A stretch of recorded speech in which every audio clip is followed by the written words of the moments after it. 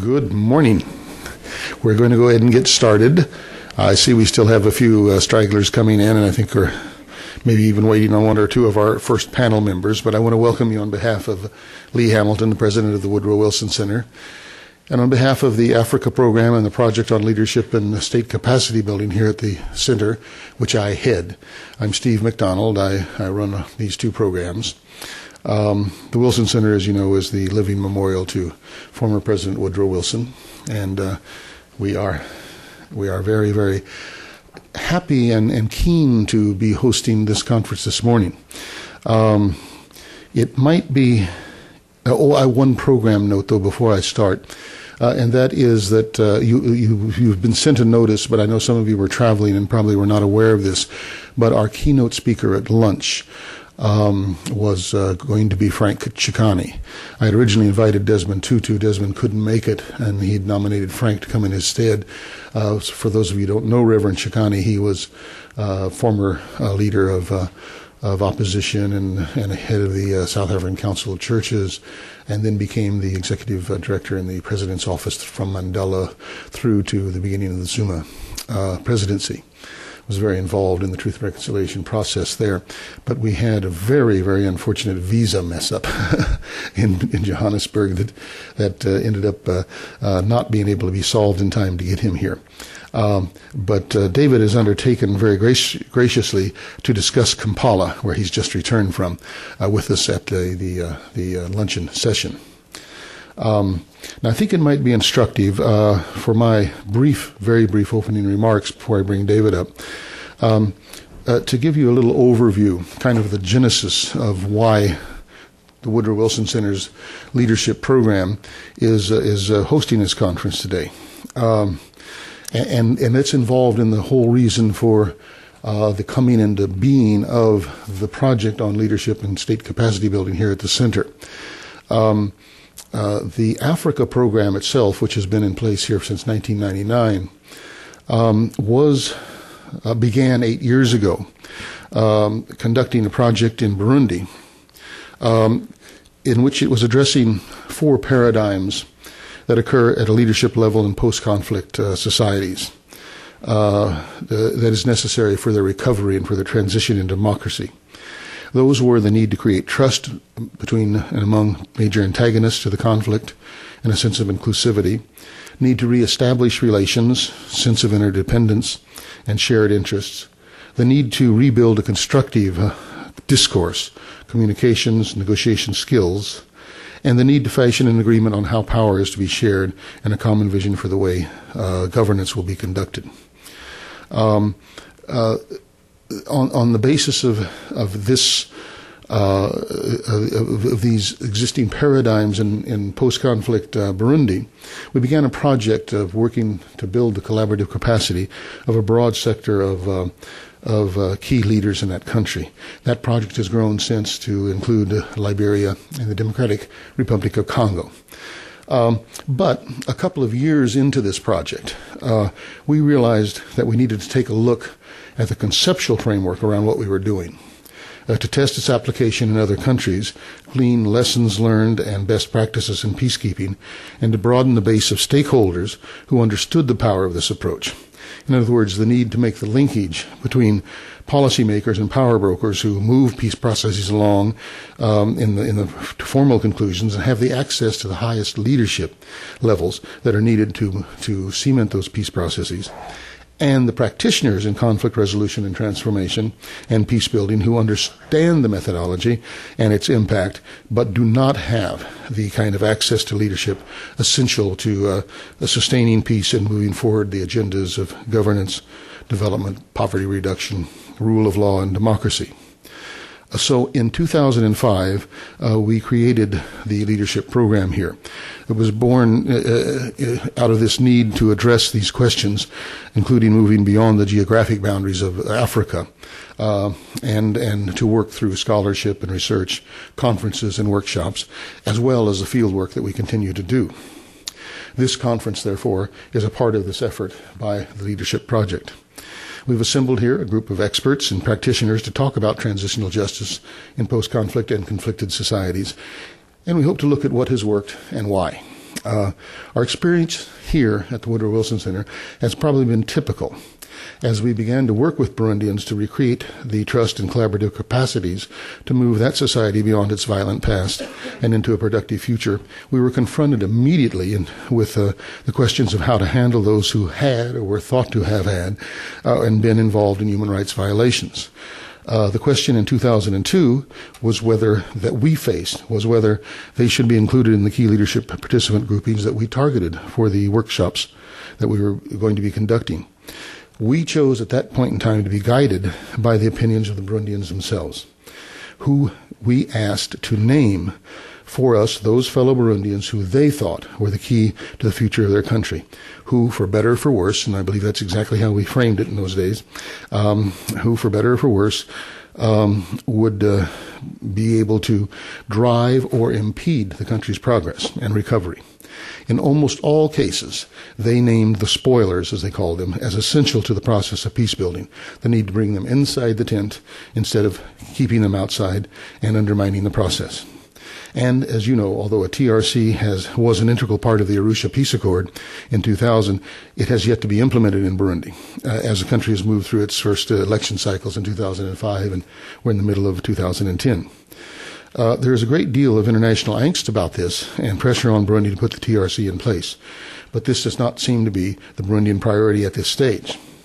Obviously, Liberia and DRC, where we are still working at present, also present similar dichotomies as to how transitional justice is accomplished, and as do so many other societies, that some of whom we'll talk about today.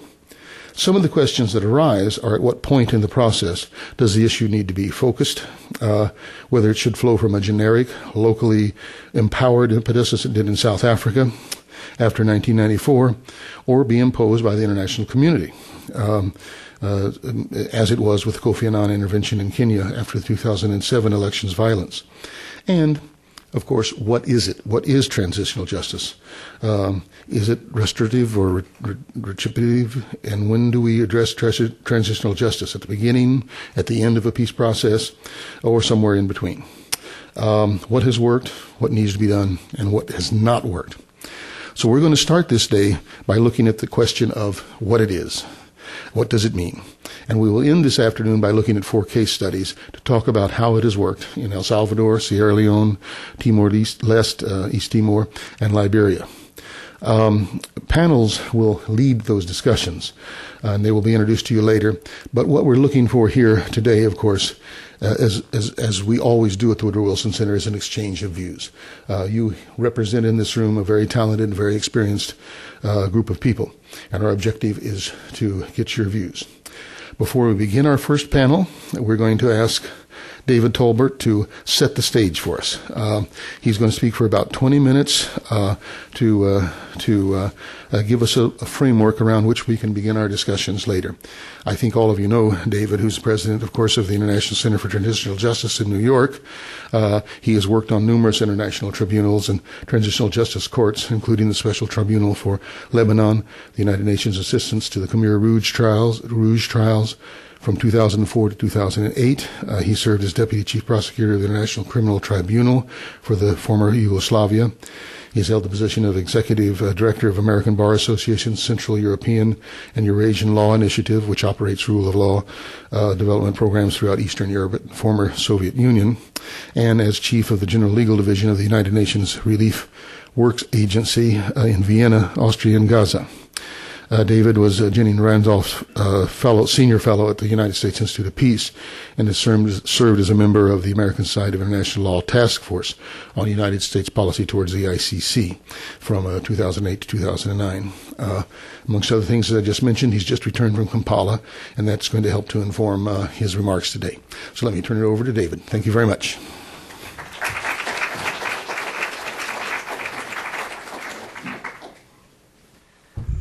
Thank you very much for that kind introduction, and I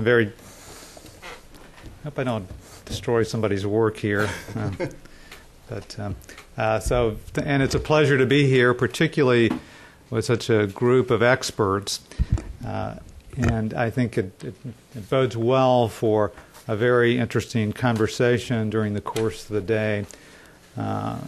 on a number of very important issues. What I thought I would do is just take a few minutes and talk a bit about the state of play in the field of transitional justice and try to identify some of the challenges and some of the issues that face the field. Obviously, in 20 minutes, I can only highlight some things, but hopefully this will be food for thought for further discussions during the course of the day. And of course, I think the first thing to say is that transitional justice in many ways has really crystallizes the field, and it's clearly playing an important role. It's well recognized, and the importance of it is indicated by conferences like this, but their work by International Center for Transitional Justice, to take one example, but many other organizations in the field.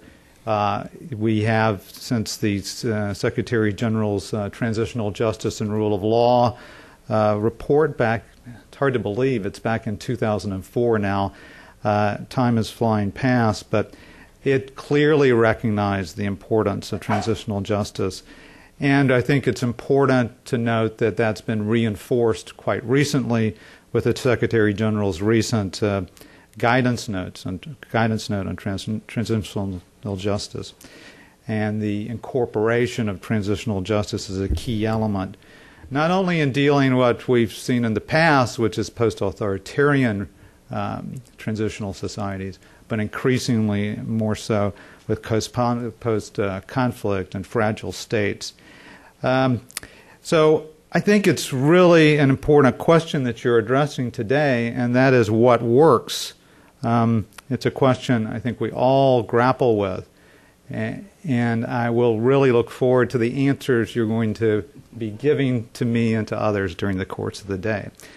But in order to sort of frame this discussion, what I thought I would do is focus my remarks on what I think are the core mechanisms of transitional justice, where there's widespread agreement of what constitutes transitional justice.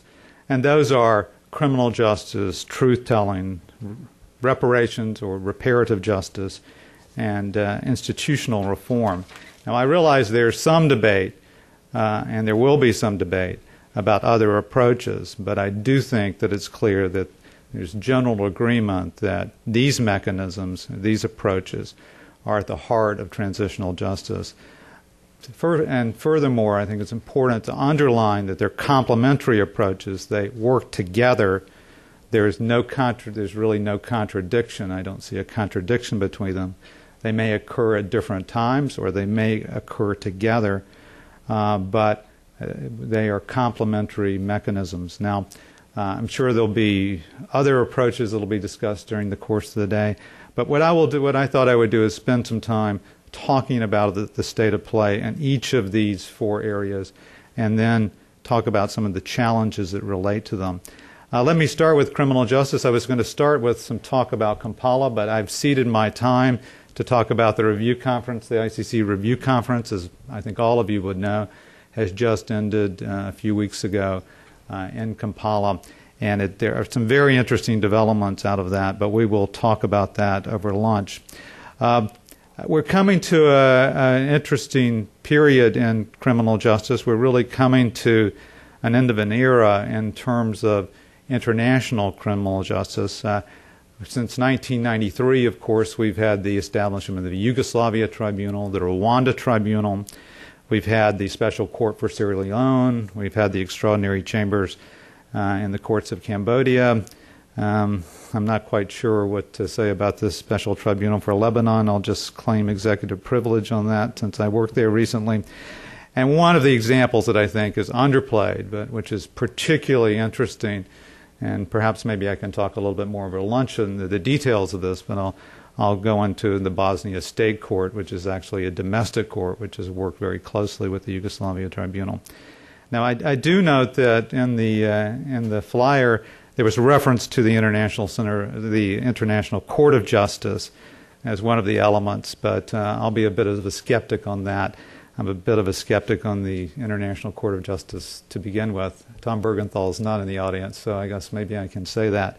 But I think in terms of the fight against impunity, while we did have the Bosnia-Herzegovina case, in the court. Of course, it was 15 years after the fact, and I would have a long critique of that judgment, by the way. So I'm not sure, at least in my view, the International Court of Justice plays a very marginal role with respect to these issues. I think these courts have had a lot of accomplishments that we can look back at and analyze. They have resurrected the fight against impunity and been quite critical in addressing this. When you think about since 1993, when we had never had an international prosecution for war crimes or crimes against humanity, much less genocide, since Nuremberg and Tokyo, that we've had over 200 international trials. 200 international trials just between the Yugoslavia Tribunal and the Rwanda Tribunal, that Charles Taylor, Slobodan Milosevic, whatever the results of those trials, presidents, prime ministers have been brought to justice and in some case convicted. And even in the, what I would concede is the deeply flawed Cambodia experience, the extraordinary chambers in the courts of Cambodia, and I spent some time representing the Secretary General addressing some of those deep flaws in that court. The Duik case has had an impact that is astonishing, is really remarkable, I'll say remarkable in the context of Cambodia. Despite the fact that there's corruption in the court, despite the fact the proceedings have gone poorly in many ways, despite the fact that the proceedings have been very long, the Duik case has opened the dialogue and the conversation about what happened in Cambodia, which had really been quite hidden for 30 years or more. So I think it's an illustration that even flawed mechanisms can produce results that are very important in the transitional justice context. But this era, in terms of ad hoc tribunals and in terms of, I think also perhaps hybrid tribunals, is really coming to an end. We now really have the International Criminal Court, and we have domestic courts or domestic prosecutions. And I think we are going to face the reality pretty soon that we will have a handful of prosecutions in The Hague with the ICC and not much else on the international level. The ICC's performance to date, to be candid, has been, to be nice, I suppose, would be to say it's uneven. It's lacked a lot to be desired, to be frank. There's been a lot of long processes, some perhaps odd case selections, political backlash that we've seen, particularly over the Bashir case and some others, a failure to do proper outreach. I was in the DRC a few weeks ago, and I was frankly, particularly if I look back in my days at the Yugoslavia Tribunal and helping establish the first outreach program, fairly unimpressed with the outreach efforts that were being undertaken. So there are many things that need to be addressed, and I hope Kampala is beginning to try as a step forward to begin to address those issues, but we'll talk more about that over lunch. I think that before I leave the international justice and criminal justice part of my remarks, though, I think the key issue that we face with international justice and with the ICC is the question of complementarity. Now, if complementarity is simply a legal test as to when the court will take cases, the unwilling or inability of states to bring prosecutions, then I think the promise of the ICC will be lost and we'll end up with relatively few prosecutions. I do think if the complementarity discussion and debate, which began, I think, in Kampala, goes in a different direction, and we start to see complementarity really means something. And I think we saw this in the Yugoslavia Tribunal, where there was a real partnership between the international court, in that case the ICTY, and national prosecutors and national courts, including the transfer of dozens of cases, training, evidence sharing, and an enormous amount of cooperation. Late in the tribunal's life,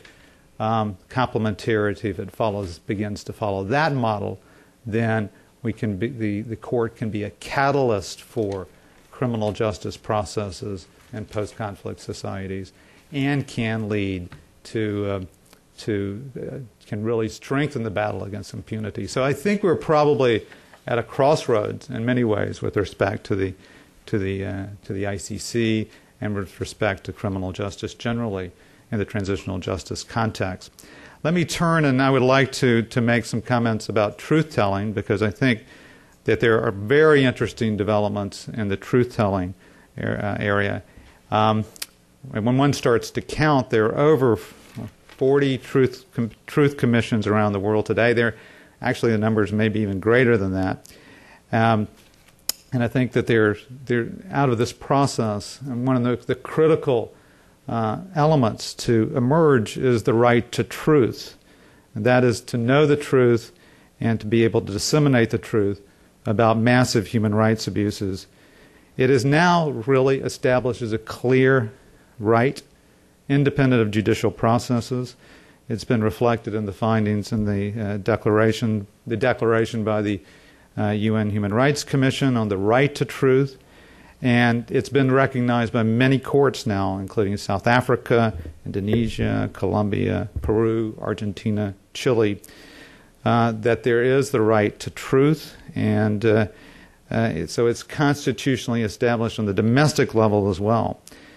We also have a number of important norms and guidelines. I think there's a normative framework that's emerging with respect to the right to truth and to truth-telling.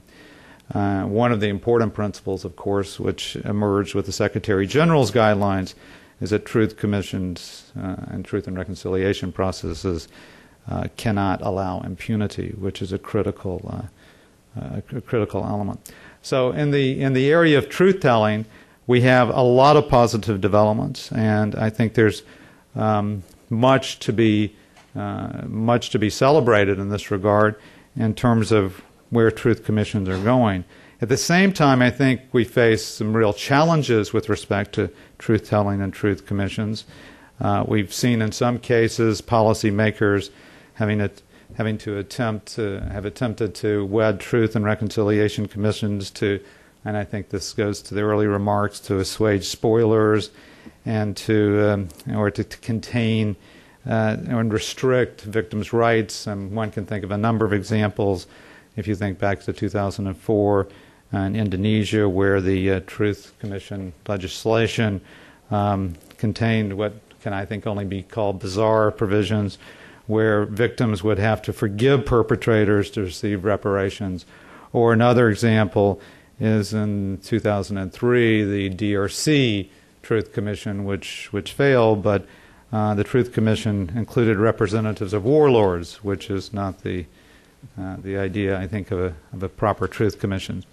A second challenge that I think that we face in the truth-telling area and with truth and reconciliation commissions is, despite the normative framework and the normative development that's gone on in this area, which I think is very important and crucial, we have to be able to tailor truth and reconciliation commissions and truth-telling to local situations. It has to be adaptable. And I think a good example of this perhaps is the Liberian Truth and Reconciliation Commission, which looked very good on paper, which met all the normative requirements, which was in many ways the top of the line, but due to lack of capacity on the ground and a number of other situations, another other issues that arose out of the local situation, the final report that emerged had many problems, and my organization, ICTJ, felt forced to criticize that report in a number of important respects. I think it's also, I'd like to mention one other trend that I think, or to keep your eye on with respect to truth and reconciliation commissions and truth-telling generally, is that, and I had this experience recently, there's the Truth and Reconciliation and Truth Commission for Canada, which looks at the First Nations or the Native American situation in residential schools in Canada. And this is something that I think is important for us to acknowledge. We actually at ICTJ brought the Truth Commissioners to New York, and then we brought experts from Latin America who had a lot of experience in Truth and Reconciliation Commissions and had a very rich exchange. But the issue that's being addressed is much more social, economic, and cultural rights, as opposed to the massive human rights abuses that we frequently associate with human rights, with Truth and Reconciliation Commission. So this is something that I think we see Truth and Reconciliation Commissions and truth-telling moving into other areas where they can be extremely useful, and I would underline that. And I think that's one of the issues that we need to keep our eye on generally, and that is economic, social, and cultural rights in this whole context of the transitional justice discussion. I'd like to also, before I run out of time, also talk a bit about reparations, or what was classically called reparations, but more frequently sometimes called now reparative justice. We have seen the right of victims to reparations or to redress back, if we go back to the 1985 Victims' Declaration by the General Assembly, which I think is the genesis of much of this.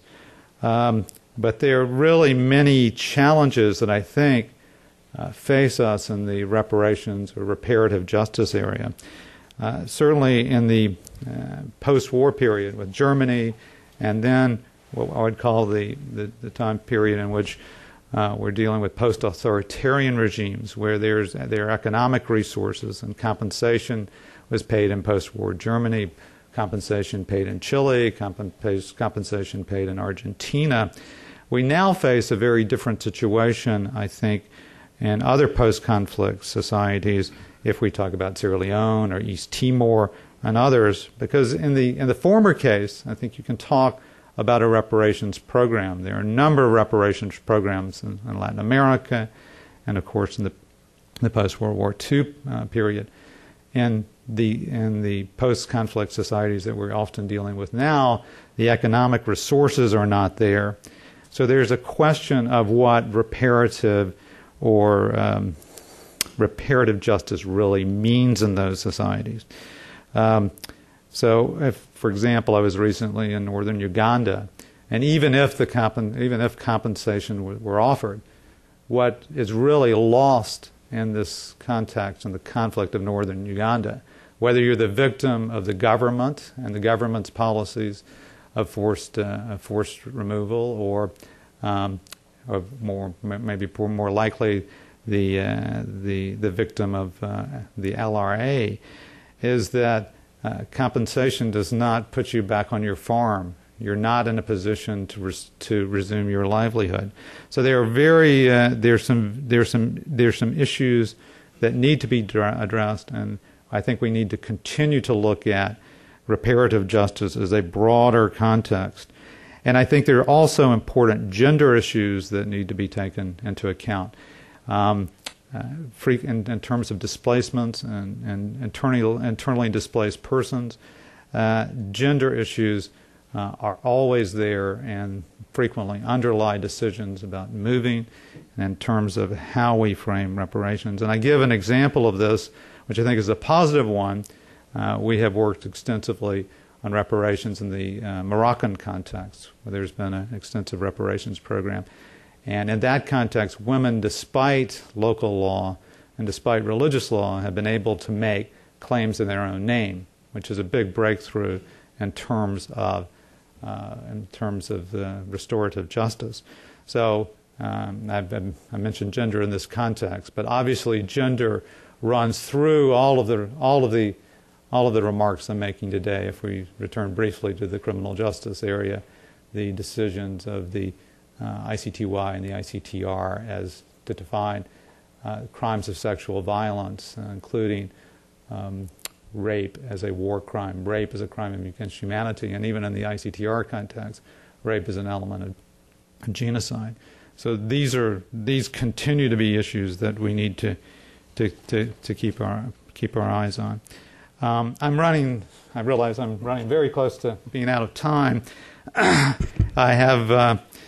won't say very much about institutional reform, excuse me, except that I think that SSR continues to be a very important element of transitional justice. Without security sector reform,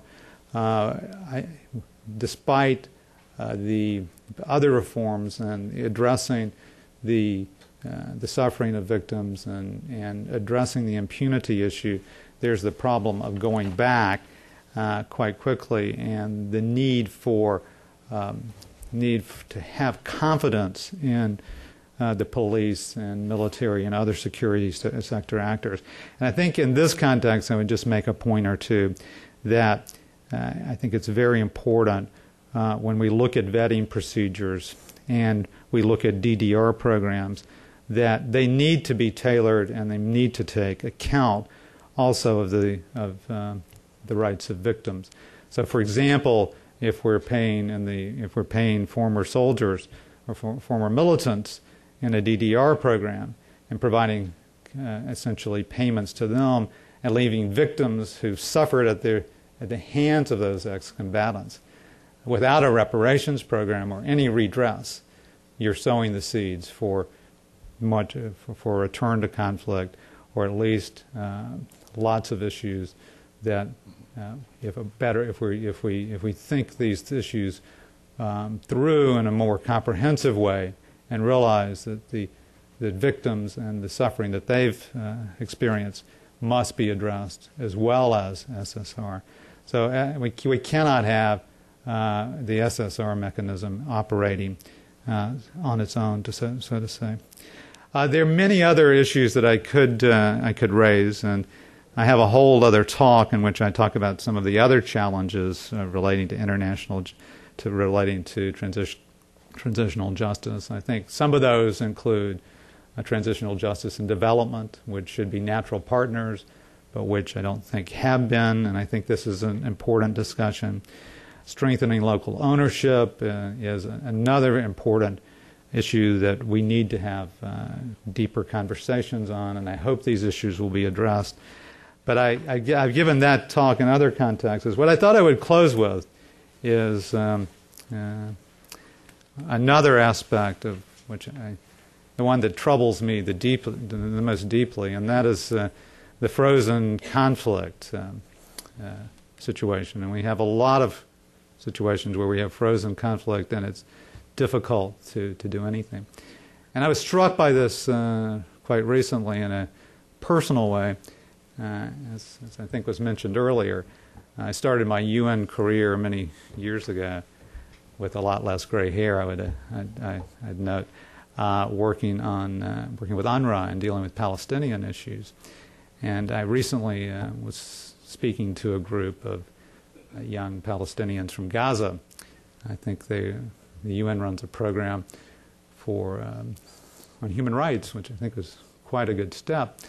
And we were talking about human rights.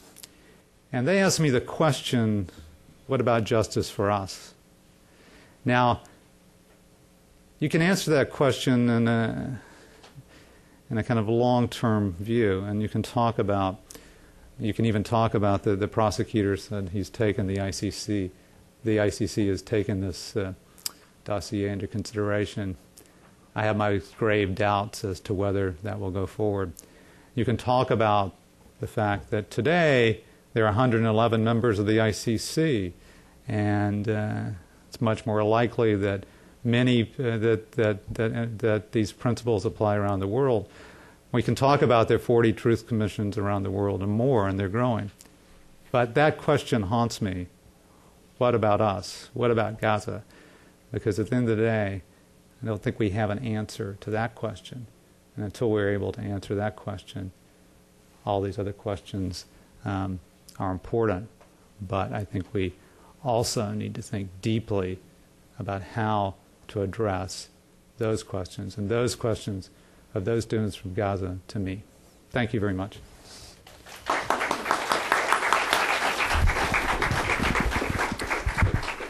Thank you, David. You've gotten us off to a very good start, ending on that very human and evocative note of what about us.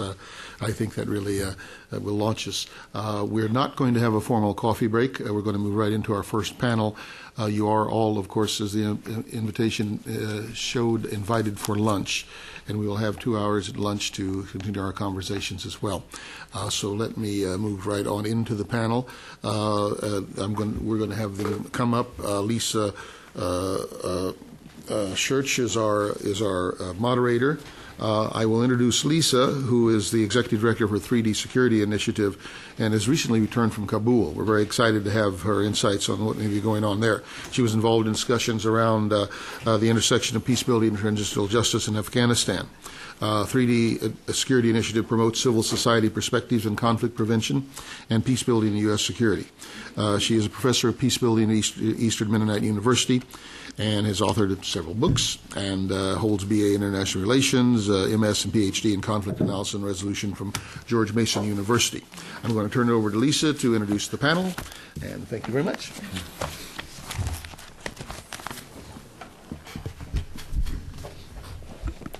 Okay, good morning, everyone. As the panelists are just setting up here, let me make a note. David, I was just in Kabul, Afghanistan, met with your colleagues there, your office.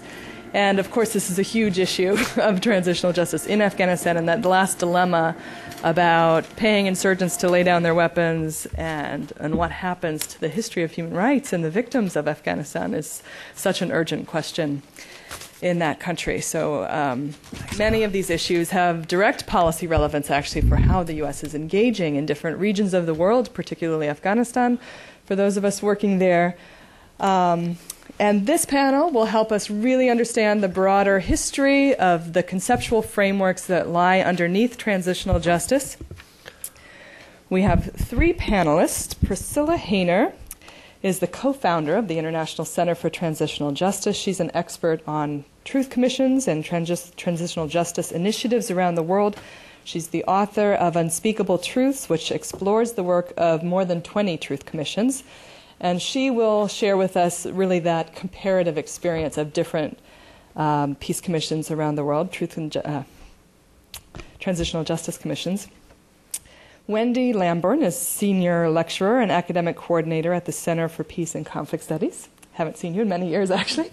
Good to see you again at the University of Sydney. And her research is concerned with analyzing and evaluating transitional justice, reconciliation, and peace building after mass violence, with a regional focus on Africa and Asia Pacific. And she's done field work in Rwanda, Cambodia, East Timor, Sierra Leone, and in northern Uganda.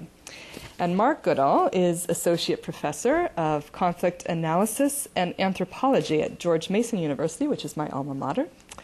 And he's the series editor of Stanford Studies in Human Rights. He's a specialist in culture and conflict and conducts research on political transition, ethnic conflict, human rights, post-conflict processes, and international law. And he's the author and editor of 6 books.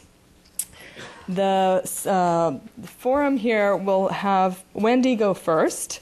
She'll be discussing restorative versus retributive justice concepts and frameworks. That's not what I'm discussing. But that's what's in my notes that you're discussing. But please feel free to correct me. That's what I'm discussing. Here we go. Okay.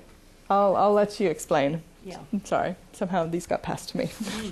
Okay, Priscilla Hayner will be talking more specifically about truth commissions and the issues of truth versus justice. Yes? Yes. And the role of the international community in the establishment of those commissions. And Mark Goodall will be discussing the role of international justice frameworks and the question of legitimacy of those mechanisms in the international community. Very good. 2 out of 3. All right, so we'll have the first panelist, Wendy. You have a PowerPoint, so please. This is also a surprise because I thought I was going to be third, and maybe the logic. We'll see how we can make the logic of this work. Actually, yes. Okay, so what I wanted to address, in fact, was one of the challenges that David Talbot mentioned in his remarks around local ownership, and specifically civil society participation and local ownership, and how they're critical in terms of thinking about the effectiveness of transitional justice. And specifically, I've mentioned outreach up there as a means of thinking about how does transitional, as a means of operationalising or thinking about how do we put civil society participation or local ownership into practice. So how do we assess transitional justice mechanisms in their contribution and in their in the way that they address outreach in particular. And in doing that, I'm taking an approach that puts transitional justice in the context of, or in the framework of, peace building. And in that way, I wanted to talk about concepts of sustainable peace building and transformative peace building, and how does that then suggest a focus on transitional justice as being transformative, something that moves beyond the sense of this finite transition period to something that ongoingly and sustainably links dealing with the past with a focus on building a peaceful future. So that's the frame in which I wanted to talk.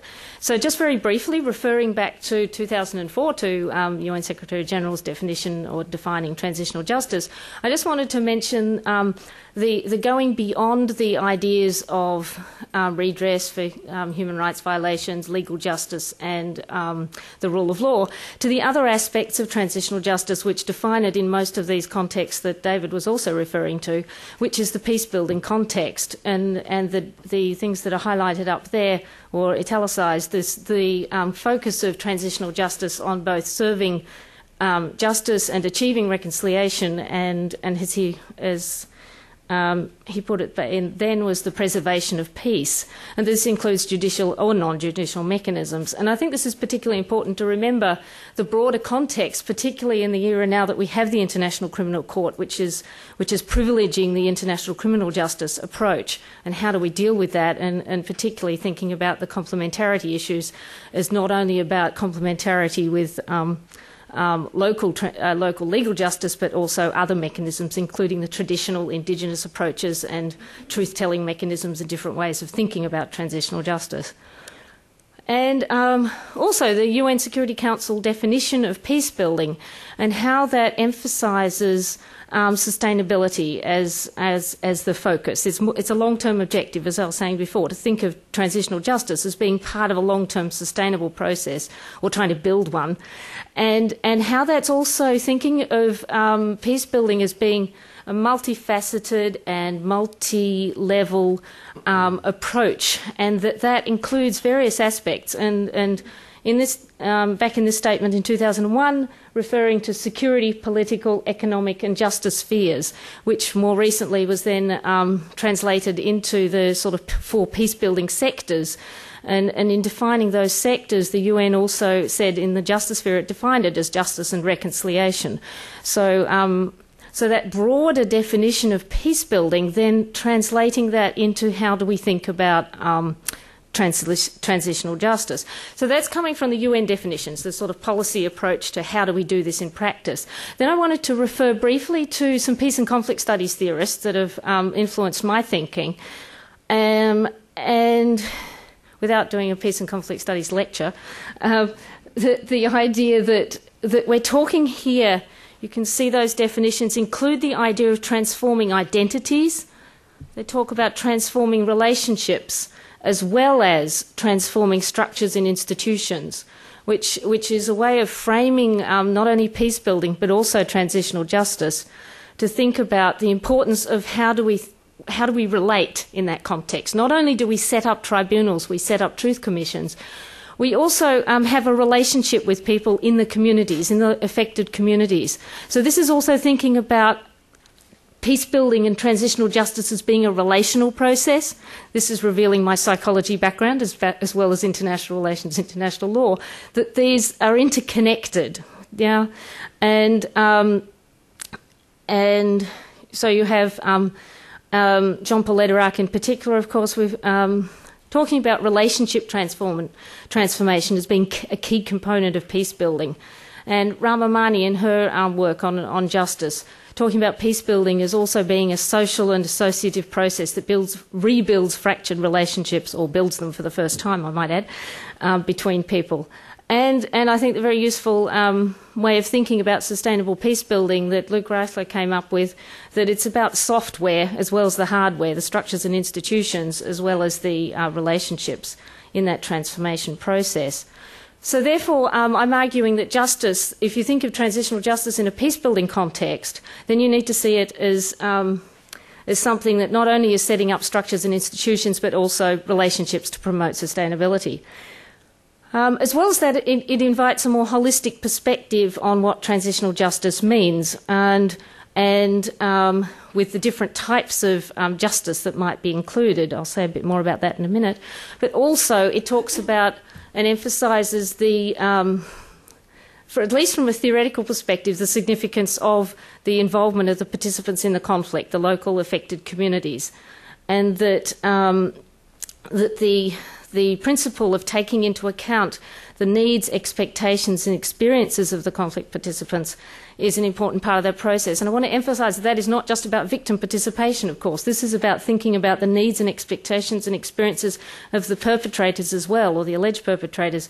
And often these are one and the same people can be victims and perpetrators in the same conflict, as well as survivors, other victims, not necessarily of the victors, if you like, or the ones who are being targeted by the ICC or whatever transitional justice mechanism is in place.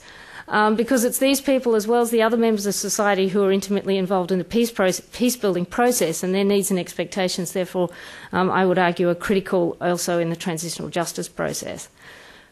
So, concept of transformative justice, as I've called it, as I said before, invites that rethinking a focus from an interim process that links in the past and the future to a transformation that implies long-term sustainable processes. And these processes are embedded in society, and they embrace psychosocial perspectives on justice, as well as political and economic, as well as the legal perspectives. And that gives it that holistic or transdisciplinary flavour, that this is something that goes beyond just thinking about isolated approaches but might happen in a peace-building context. You might have economic development programs, you have democratisation governance programs, and you might have legal justice programs. So this is part of the thinking of the, whether you call it the one government or the one UN or the holistic perspective, that we understand that these processes are interlinked. Not only do they need to be interlinked at the policy and practice level, because on the ground they're interlinked for the people themselves. Now, so that idea that that people on the ground see these connections, and based on my field research interviews, and I think our natural sort of understandings in our own lives as well, that when we think about justice, what do we think about? You know, I ask people, what does justice mean to you? And I get answers. I got answers in East Timor, for example, from a man who was talking about he needed, for him, justice meant a pair of eyeglasses so that he could resume his work as a school teacher after the militia had destroyed his eyesight through, damaged his eyesight through beatings. And in Sierra Leone, people talking about, and I want to quote this one, make sure I get it right, the man in Sierra Leone who said that having a good, strong political leader who was not biased and talked straight, that would be justice. And again, in my recent visit to northern Uganda, that sense that justice is something more, and I use the term holistic because I think that it's the connections between them, that the socio-economic justice that's needed for the future is linked with the reparative kind of ideas of justice for the past, and thinking about political justice for the future is linked again with, and in both cases, with understanding the root causes, dealing with the root causes of the conflict, that need to be thought about in a transitional justice context, as well as in the broader peace-building context. And as part of addressing those multiple justice needs and expectations, and the important part of including the local population, is then to address that need to think about the different cultural and local approaches to justice and reconciliation that might exist in those communities. So thinking about that we're going beyond the dominant Western worldview and practice of a tribunal, a criminal tribunal, or even I might say a truth commission, which has become a dominant Western sort of practice or mechanism, and going beyond that to thinking about, well, what are the processes that people in these communities need? What are the processes that they need? What are the kinds of experiences that they're looking for to help them rebuild peace in their lives that can be addressed by creatively thinking about different kinds of mechanisms that may not look like those traditional ones that we've developed in the transitional justice industry. And so that's about thinking about, that's thinking about participation, empowerment, contextualization as important features of transformative justice. Just very briefly, there's a lot of points on this slide, but it's coming to these issues that I was just referring to. What assumptions do we make about religious and cultural approaches in a particular society? What assumptions do we make about transitional justice mechanisms, and how can we be more aware of those?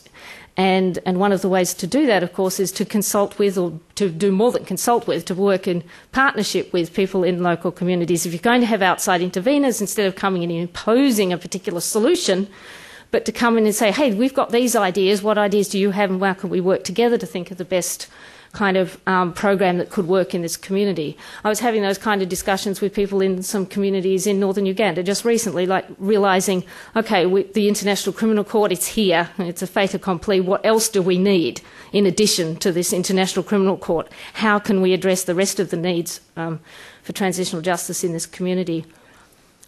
And one of the other advantages of thinking and using local approaches is to recognise the limitations of the international mechanisms that we have, the limitations of separating or seeming to separate reconciliation from justice, or restorative justice from retributive justice, instead of thinking it's one or the other.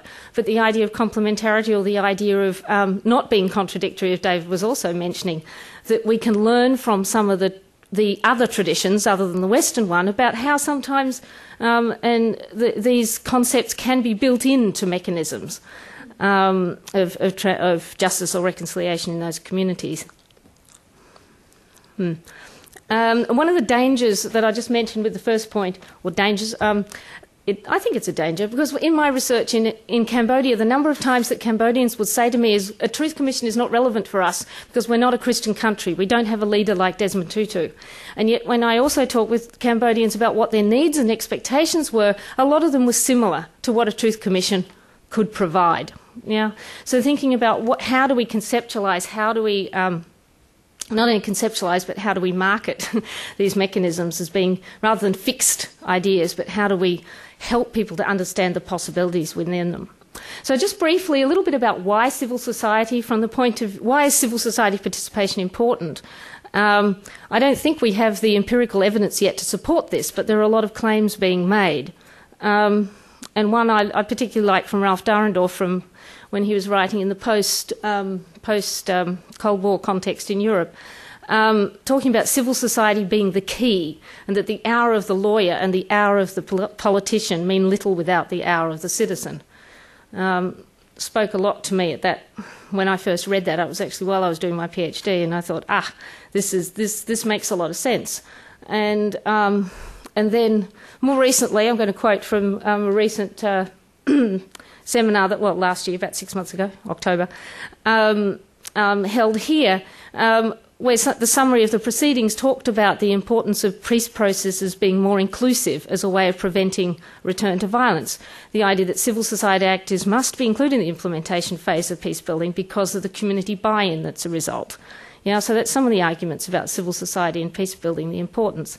Then we have claims and arguments made by theorists, practitioners and policymakers, Kofi Annan, about how victims and affected communities have in the past often been peripheral or entirely excluded from justice processes. Now, and the claim, as I said, which I think is as yet unproven, but we want to understand more about it, certainly theoretically justifiable, that the most successful transitional justice experiences owe a large part of their success to the amount of victim consultation and the quality of that, public and victim consultation. I'll leave you with that for a second.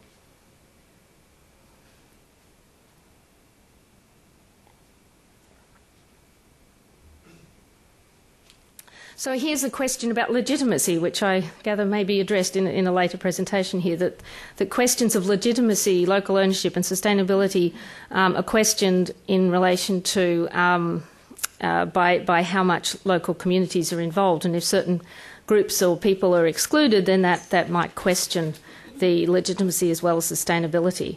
So then I come up with the question of, well, who is designing transitional justice mechanisms and who are they designing it for? Now, so I came up with a list, maybe there's more, but the idea that they're generally, and the ones more likely to be involved are at the top, and the more likely to be involved also in the thinking about who it's for as well, unfortunately, and certainly from the past. I started my research experience in the ICTR with the Tribunal for Rwanda, and that was clearly the case, that the sense that this was some kind of justice for the international community. So the governments, international community, human rights advocates, international lawyers, transitional experts, consultants, a lot of us in the room, we're doing the designing. How do we do that in consultation with international civil society, local civil society, and including as well, most recently, work that's being done in relation to refugees and diaspora communities? How does transitional justice affect them? And in particular, when you think about local civil society, a lot of the focus is on the elites or the survivors or the victims, and less focus on the grassroots and the rural communities and the perpetrators, as I was saying before. So, being inclusive in this process, I came up with a list of principles for transformative justice that I would argue are the most significant for success or effectiveness of transitional justice, what works. How we do these in practice, of course, is the question. If we want to promote sustainability and legitimacy and impact, how do we ensure that there is participation, inclusion, engagement, empowerment, etc.? So then I want to talk briefly in my remaining time, which I forgot to look at my watch at the beginning. Sorry? You're okay. Good, thank you. Is the goals of outreach. So the idea that outreach is a tool or a mechanism, for operationalising, for putting into practice ideas about civil society participation and local ownership. Now, Victor Peskin came up with defining outreach as doing two goals, transparency and engagement. And I added a third one, which I called inreach. And I'll explain that when I get down to the bottom of the page. But the idea of transparency, that was the first idea that came into play, particularly for tribunals in former Yugoslavia and Rwanda wanting to defend their existence, to show that, to defend themselves against criticisms, to guard against misperceptions, misinformation, and perhaps more benignly, just to ensure transparency and understanding of what's going on in that process. So that's the idea of transparency function of outreach. Then the idea of engagement. So this goes a step beyond transparency to involving people in the communities by making sure that somehow they're participating in that transitional justice process. And that can look like supporting capacity building and legacy for example, after the tribunals have been held, that there's training for the lawyers and others within that community where the tribunal's been set up or the court's been set up. But also thinking about how does this experience of justice contribute to building peace and reconciliation in that community. So it's thinking beyond the international legal normative imperatives, if you like, to the impact on the communities in terms of peace and reconciliation. And then what I decided to call inreach is something about the idea that not only is this about courts or truth commissions sharing what they're doing with the communities and telling people about what's happening, but also getting information back to get opinions, feedback, ideas, as it says, promoting consultation, dialogue, feedback from the locally affected communities. So this becomes that idea of a two-way process. And that you can conceptualise that as happening at the beginning, at the design phase, which of course is very difficult now that we have the International Criminal Court. But yes, in the design phase of what kind of transitional justice mechanism do we want in this context, so that could contribute to decision making. But also, of course, the way that it's mostly been done, if it's done at all, has been in terms of feedback on the process or the implementation as it's happening. It's linked in with the idea of victim participation in courts, but also would be feedback from victims about how that's working and the possibility of adjusting the mechanisms, as well as the follow-on, as well as looking at the either legacy or whatever component you want to think about, but the sustainability of that transitional justice process in terms of setting up mechanisms that people in communities can use ongoingly. Yeah, that is not just we come in, have a tribunal and leave, but rather how can, or a truth commission, but how can we ensure that people in communities are able to continue that process of attaining justice and attaining reconciliation, or working towards reconciliation and peace building in local communities on an ongoing basis. And to my mind, that means consulting with people in communities, working with people in communities about how best to do that. Very briefly, how long? I think just one more, 2 slides. Okay, so just to mention that I've done, as was mentioned, field research in Rwanda, Cambodia, East Timor, Sierra Leone and northern Uganda just most recently. And I've done a lot of interviews as well as trying to observe what's happened in the evolution of outreach as a mechanism for encouraging civil society participation and local ownership. So I'm just going to skip through these because I want to get to the end slides, but just to mention the idea of how we moved from just as Rwanda, where it was very clearly justice for whom. It was, one of my interviewees said about it was international community justice. Yeah, very little emphasis on getting information about the trials out to Rwandan community, not even being translated into the local language, Kinyarwanda. That changed, that did develop. We have some outreach for the tribunal, and I'm not sure of the success or otherwise of the latest, but at least a few years ago, it was looking much more like a transparency mode with very little sort of engagement model of outreach. I want to mention the Truth Commission in East Timor because we think of outreach normally as a concept that links to tribunals only, whereas Truth Commissions can also have a variable relationship to civil society. And I wanted to contrast what appeared to be the case in East Timor with a much greater sense of local ownership and community participation, use of traditional processes, comparing that to Sierra Leone, which seemed to have much less penetration into rural areas, a limited inclusion of traditional approaches, and a domination of international civil society rather than local civil society in that process. So you can also differentiate the level to which you get participation and ownership in truth commissions as well.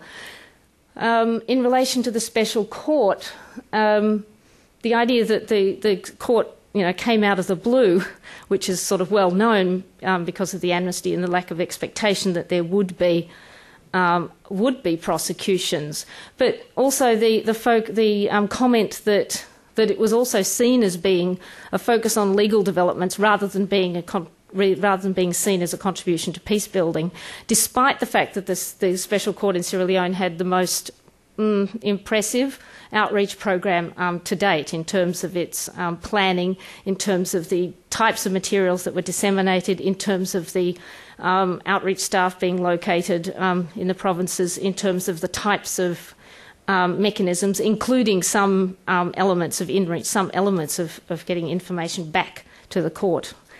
Yeah. I'll just take about a minute to finish. Thank you. So then, by contrast, we have in Cambodia, the Extraordinary Courts of the Chambers of Cambodia, the outreach appeared to not learn those lessons. Enough of that. So there's probably enough said there, but there was a lot of, despite the problems with outreach, and as David was saying, despite the criticisms of the court itself, the extraordinary outreach that was occurring as a result of civil society in the communities, which I went around with several of those groups, was making a huge difference. And I think that is part of the answer to why the Cambodian Tribunal is still significant despite all of the legal problems, the human rights criticisms. The impact on people in communities is still huge, and therefore I think speaks a lot to the value of it. ICC outreach, in theory, looks the most impressive. Yes, we have come a long way. We have 4 objectives. The first 2 objectives relate to transparency. The third objective, fostering greater participation about engagement. The fourth one, to respond to the concerns and expectations of affected communities. Yay, we have a mandate. We have a strategic plan for outreach for the ICC that includes, from my point of view, it's a yay, the idea of in-reach, the idea of getting ideas from people in the community. I'm not going to go through that long list, but in the bottom line, what I observed, and this is work in progress, what I observed who's consistent with what David said in DRC, that there are a lot of problems with the ICC's outreach in practice, not least of which is that the chief prosecutor's out there doing outreach when he's a prosecutor, and it's also getting confused with public relations, public affairs, as it did in Cambodia as well. And the other aspect of the politicisation that's also affecting the ability of civil society to support outreach, in fact, because it's dividing civil society, both in Uganda and in Kenya.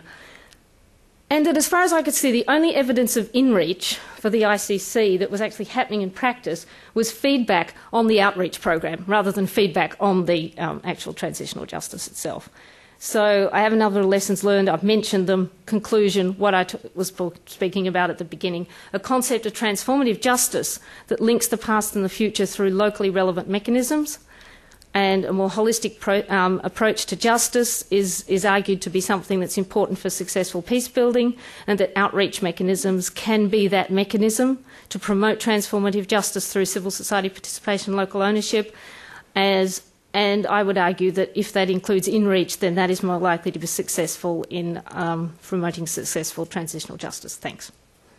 Thank you, Wendy.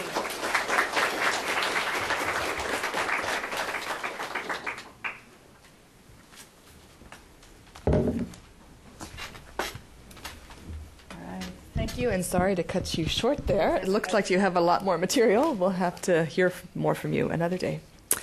We'll next hear from Priscilla on the comparative experience of different commissions.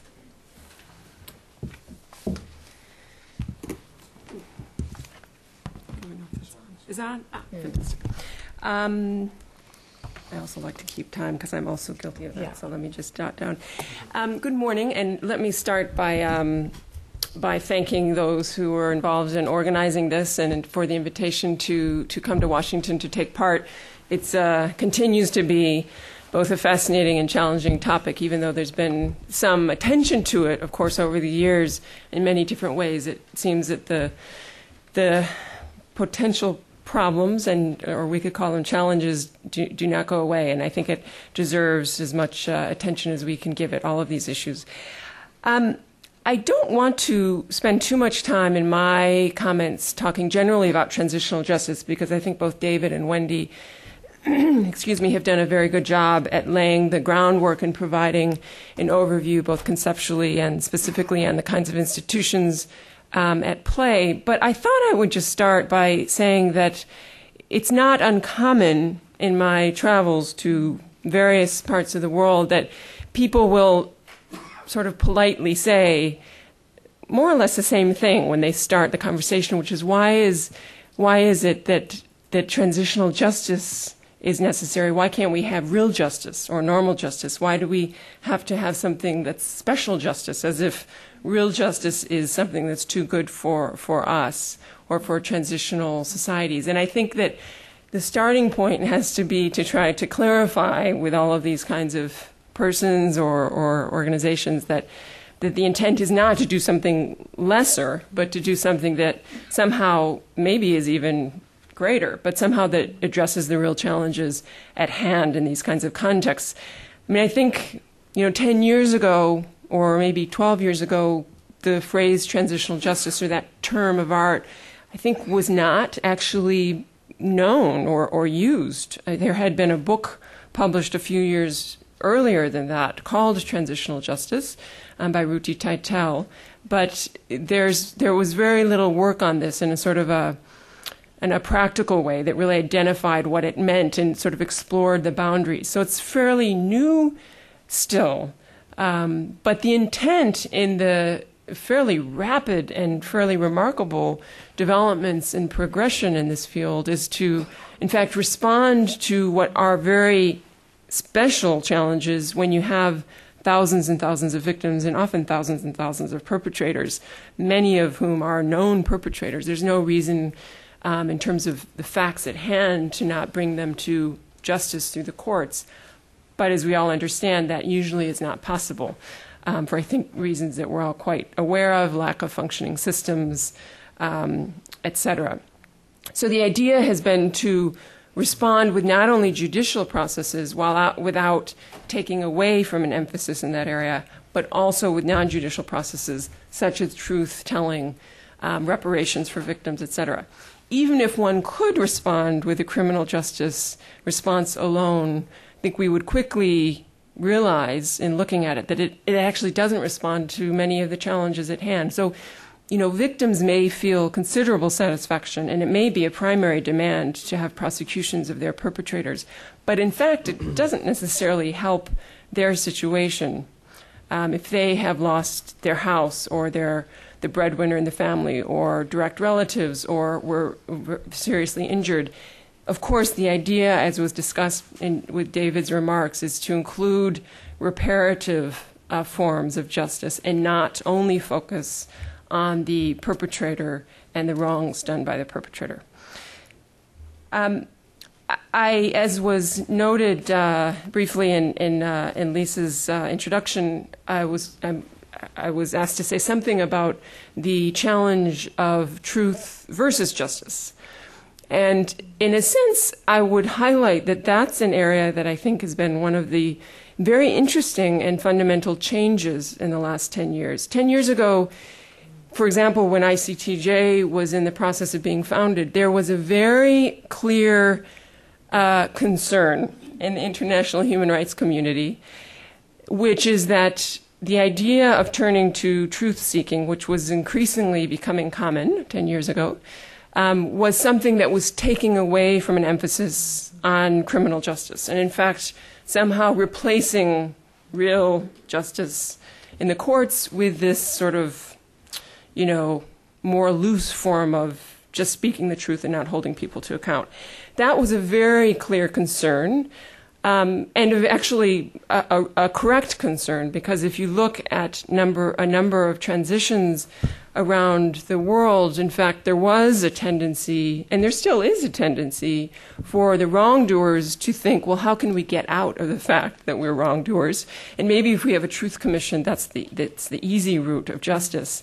However, what's become clear in the last years is that even if that is the original intent by perpetrators or government officials that want to focus more on reconciliation rather than on a more difficult form of criminal justice, in fact, even if that's the intent, the actual outcome is that truth commissions often directly try to feed into criminal justice very explicitly by recommending prosecutions, by turning information and evidence over to prosecutors, by highlighting the weaknesses in the judicial system, by highlighting the demands for justice from victims, for example, which may come out in public hearings if truth commissions hold public hearings. So one of the changes that I would identify is that where truth versus justice was sort of a primary tension in the field of transitional justice 10 years ago, that has mostly, if not gone away, it has certainly waned. Certainly within the international human rights community, those that were the most concerned about that are now actually prominent advocates of the idea of truth commissions. They see that as a tool that helps to lead to the possibility of criminal justice if that's not possible in the immediate after a transition. Of course, the experience of the South African TRC has fed into this sense that truth commissions are somehow associated with amnesties. But, in fact, the South African Truth Commission is the only truth commission out of the 40 or so to date that has had such an amnesty granting power per se. There's been other commissions with the power to recommend the consideration of amnesty, but without granting it specifically. But those have not pertained to the most serious crimes as they did in South Africa. So South Africa really is an outlier. Unfortunately, it's the most well-known truth commission. So everybody globally always starts with that as their point of reference. But in fact, it's not typical in some ways of truth commissions elsewhere. There are, therefore, quite a number of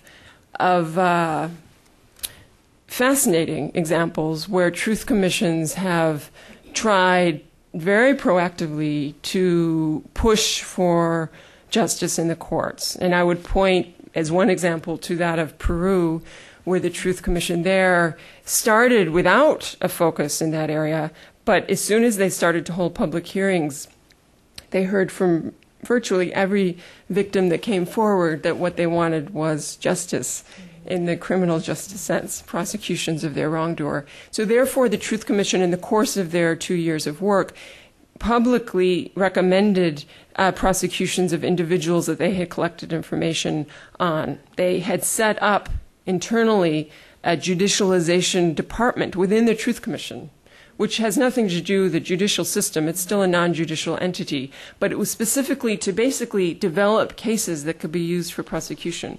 They turned this information over.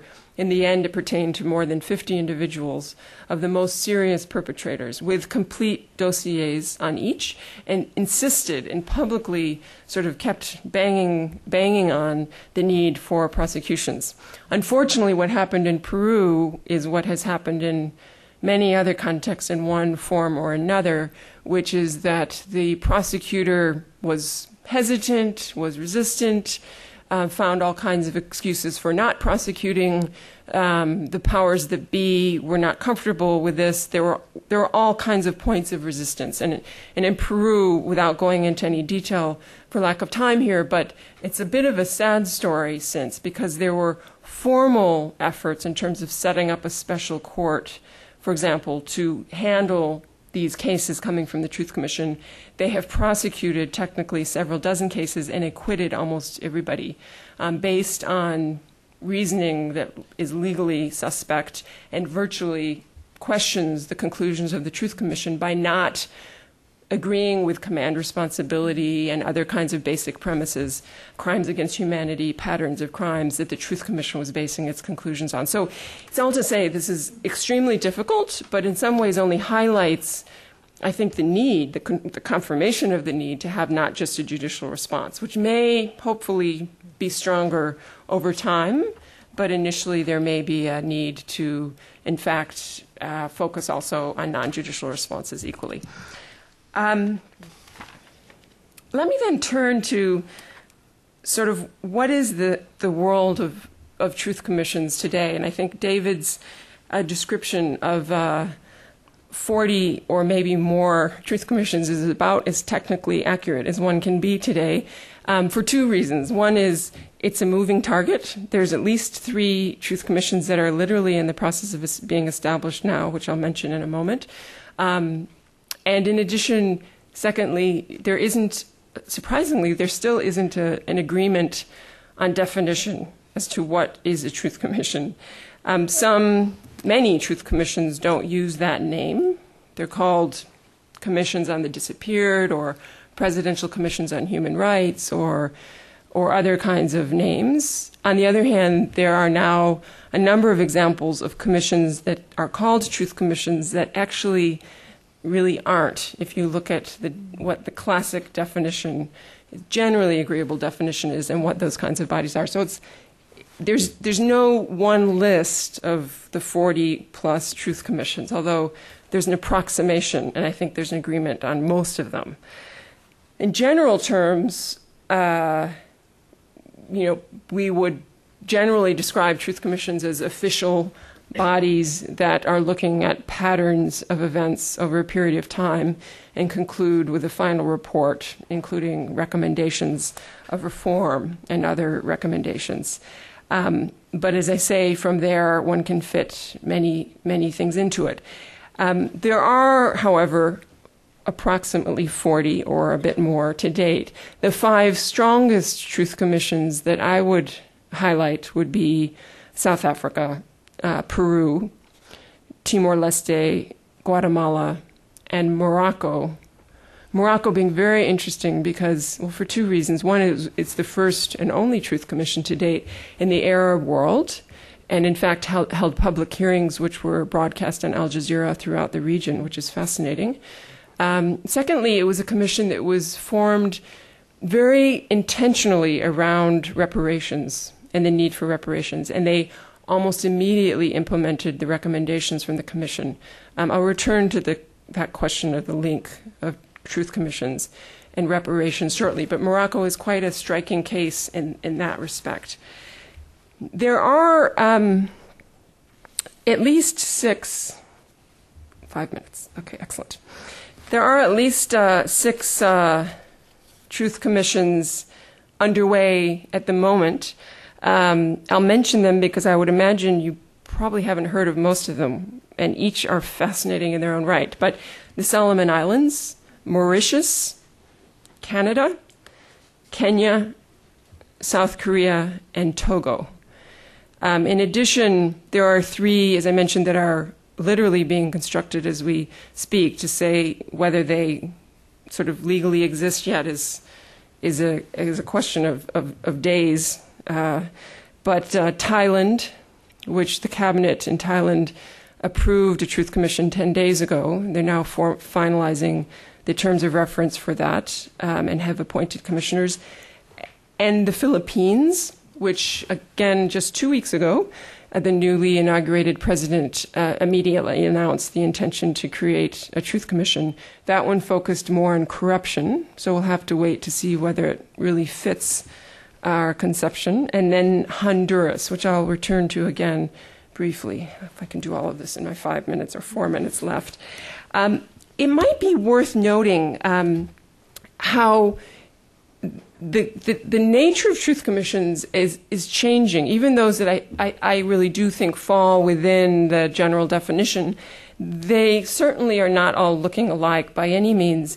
The Mauritius Truth Commission, for example, is focused on colonialism, slavery, and indentured labor, and the impact of that over the last several hundred years on today's society, and reparations that should result. It's fascinating, but very different from what we're used to looking at. Canada, as David mentioned, is looking at their treatment of the indigenous population over the last 150 years or so. South Korea is looking at 100 years of their history from 1905 to 2005.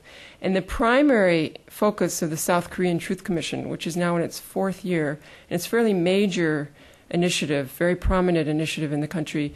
The primary focus is actually looking at events and massacres that took place during the Korean War, including the U.S. troops' involvement in specific massacres, which is absolutely fascinating to try to look back that many years at a war that included international troops, which I think we all think of as sort of a closed part of history, and then to re-engage with victims about the kinds of events that took place that stepped out of line of normal military procedures.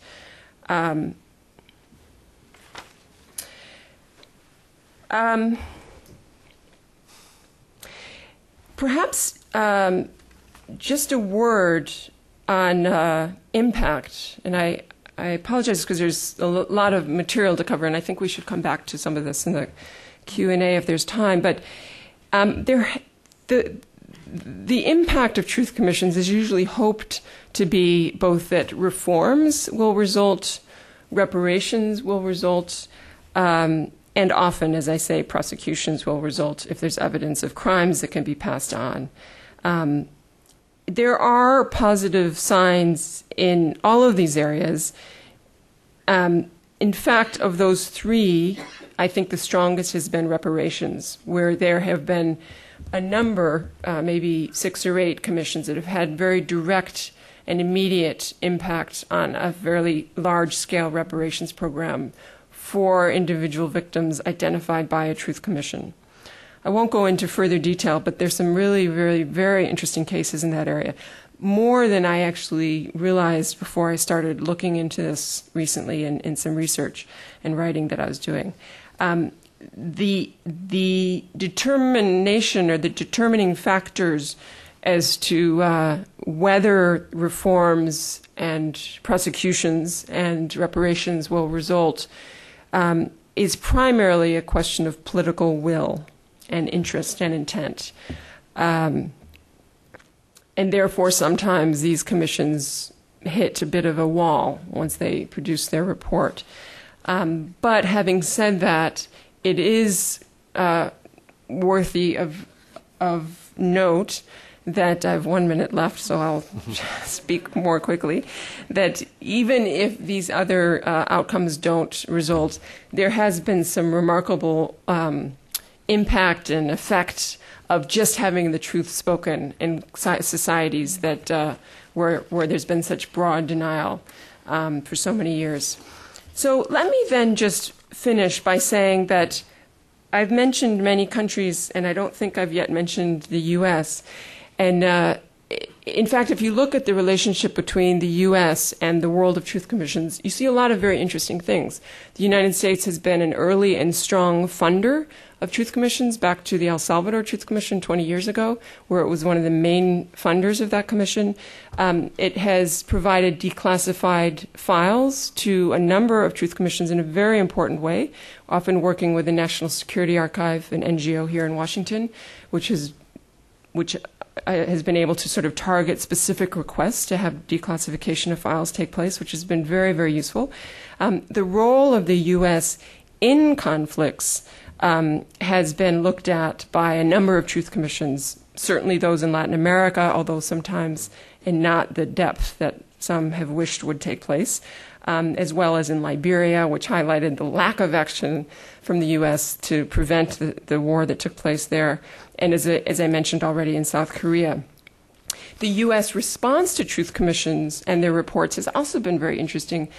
President Clinton formally apologized in Guatemala during a visit there for the actions of the U.S. in support of the Guatemalan War shortly after the Truth Commission report came out there and in recognition of that report.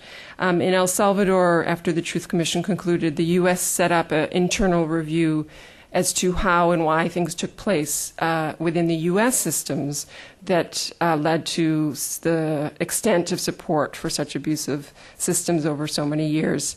And I haven't mentioned, but there was an important example of a truth commission in Greensboro, North Carolina, which is unusual in many respects. It was largely about one specific event, as well as patterns and attitudes of events that took place around that event 25 years ago.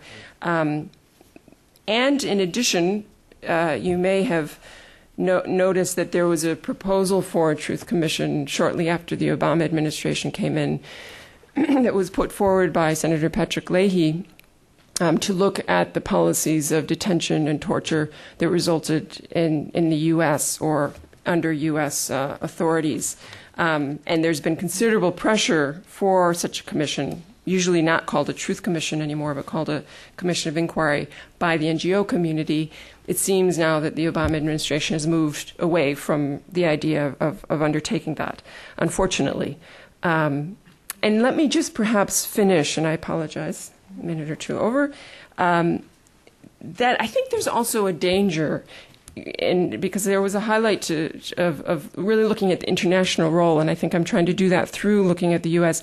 There's a danger in overplaying the role of the U.S. in particular, because the U.S. is often a very powerful actor, which can be quite a positive thing, but it needs to be tempered in that truth commissions that are created under pressure or perception of pressure from the outside usually will not be successful.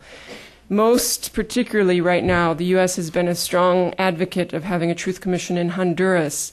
Unfortunately, that initiative is very much perceived nationally in Honduras as one-sided and has not had the support of the other side, the former government.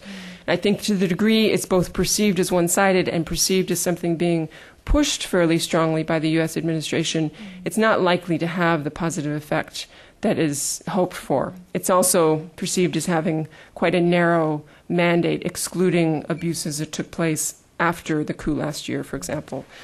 I think I will conclude my comments there, and I'm happy to return to any of these issues during the discussion. Thank you very much. Thank you so much. Mark, we'll turn to you. Thank you. Okay, thank you. Please don't leave. I promise to make this. Okay. That's always a bad sign when the audience deserts right before you're about ready to make your remarks. I'll chalk that up to the fact that lunch is just around the corner. Well, first of all, thank you for the invitation. Somewhat unexpected for several reasons. One, this is not really my people, as it were. And secondly, as an academic, I am firmly in the middle of my summer. And so the idea that I'm in a business outfit in an air-conditioned room with a huge audience is a bit disconcerting at this point. But what I will do is try to make my remarks relatively brief, and I promise Jennifer to do that, and reasonably coherent. I was asked to talk about international justice and do several things. One, to talk about the emergence or the history of international justice mechanisms, which I think is probably less interesting for this audience of experts. Some of what I'll say is basically par for the course, but I hopefully will make a few parenthetical remarks that might be of interest regarding the history. And secondly, I think more interesting and more relevant for me is to talk a little bit about the key conceptual issues in this area. And again, David did an excellent job of framing the discussion already. So again, what I'll try to do is add to the discussion. The first thing I would say about the history, this emergence, this question of the emergence, I mean, obviously we could talk kind of existentially about and go back centuries and centuries and centuries, but I think really the history of the emergence of international justice mechanisms is a 20th century story. And I would be remiss if, in this building in particular, if I didn't mention the Commission on Responsibility following on the First World War associated with the League of Nations, as perhaps, I mean, scholars would say that would be the first preliminary step in which an international tribunal was discussed to deal with war crimes. But I really think the story begins, so to speak, after the Second World War. We have, of course, the Nuremberg and Tokyo tribunals. Now, I think there are two dimensions to the post-World War II tribunals which are relevant today. The first would be this notion of victor's justice, which will lead me to my discussion of legitimacy later. Who controls the mechanisms? How do they emerge? Who authorizes them? How are they sustained? What is the financial support behind the mechanisms? These are relevant issues today, and they were relevant if we can look at the post-World War II period as the beginning, so to speak. They were there at the very beginning and probably always will be. A second issue, for me at least, which emerges from when we look at the post-World War II tribunals, has to do with the issue of temporary versus permanent international justice mechanisms.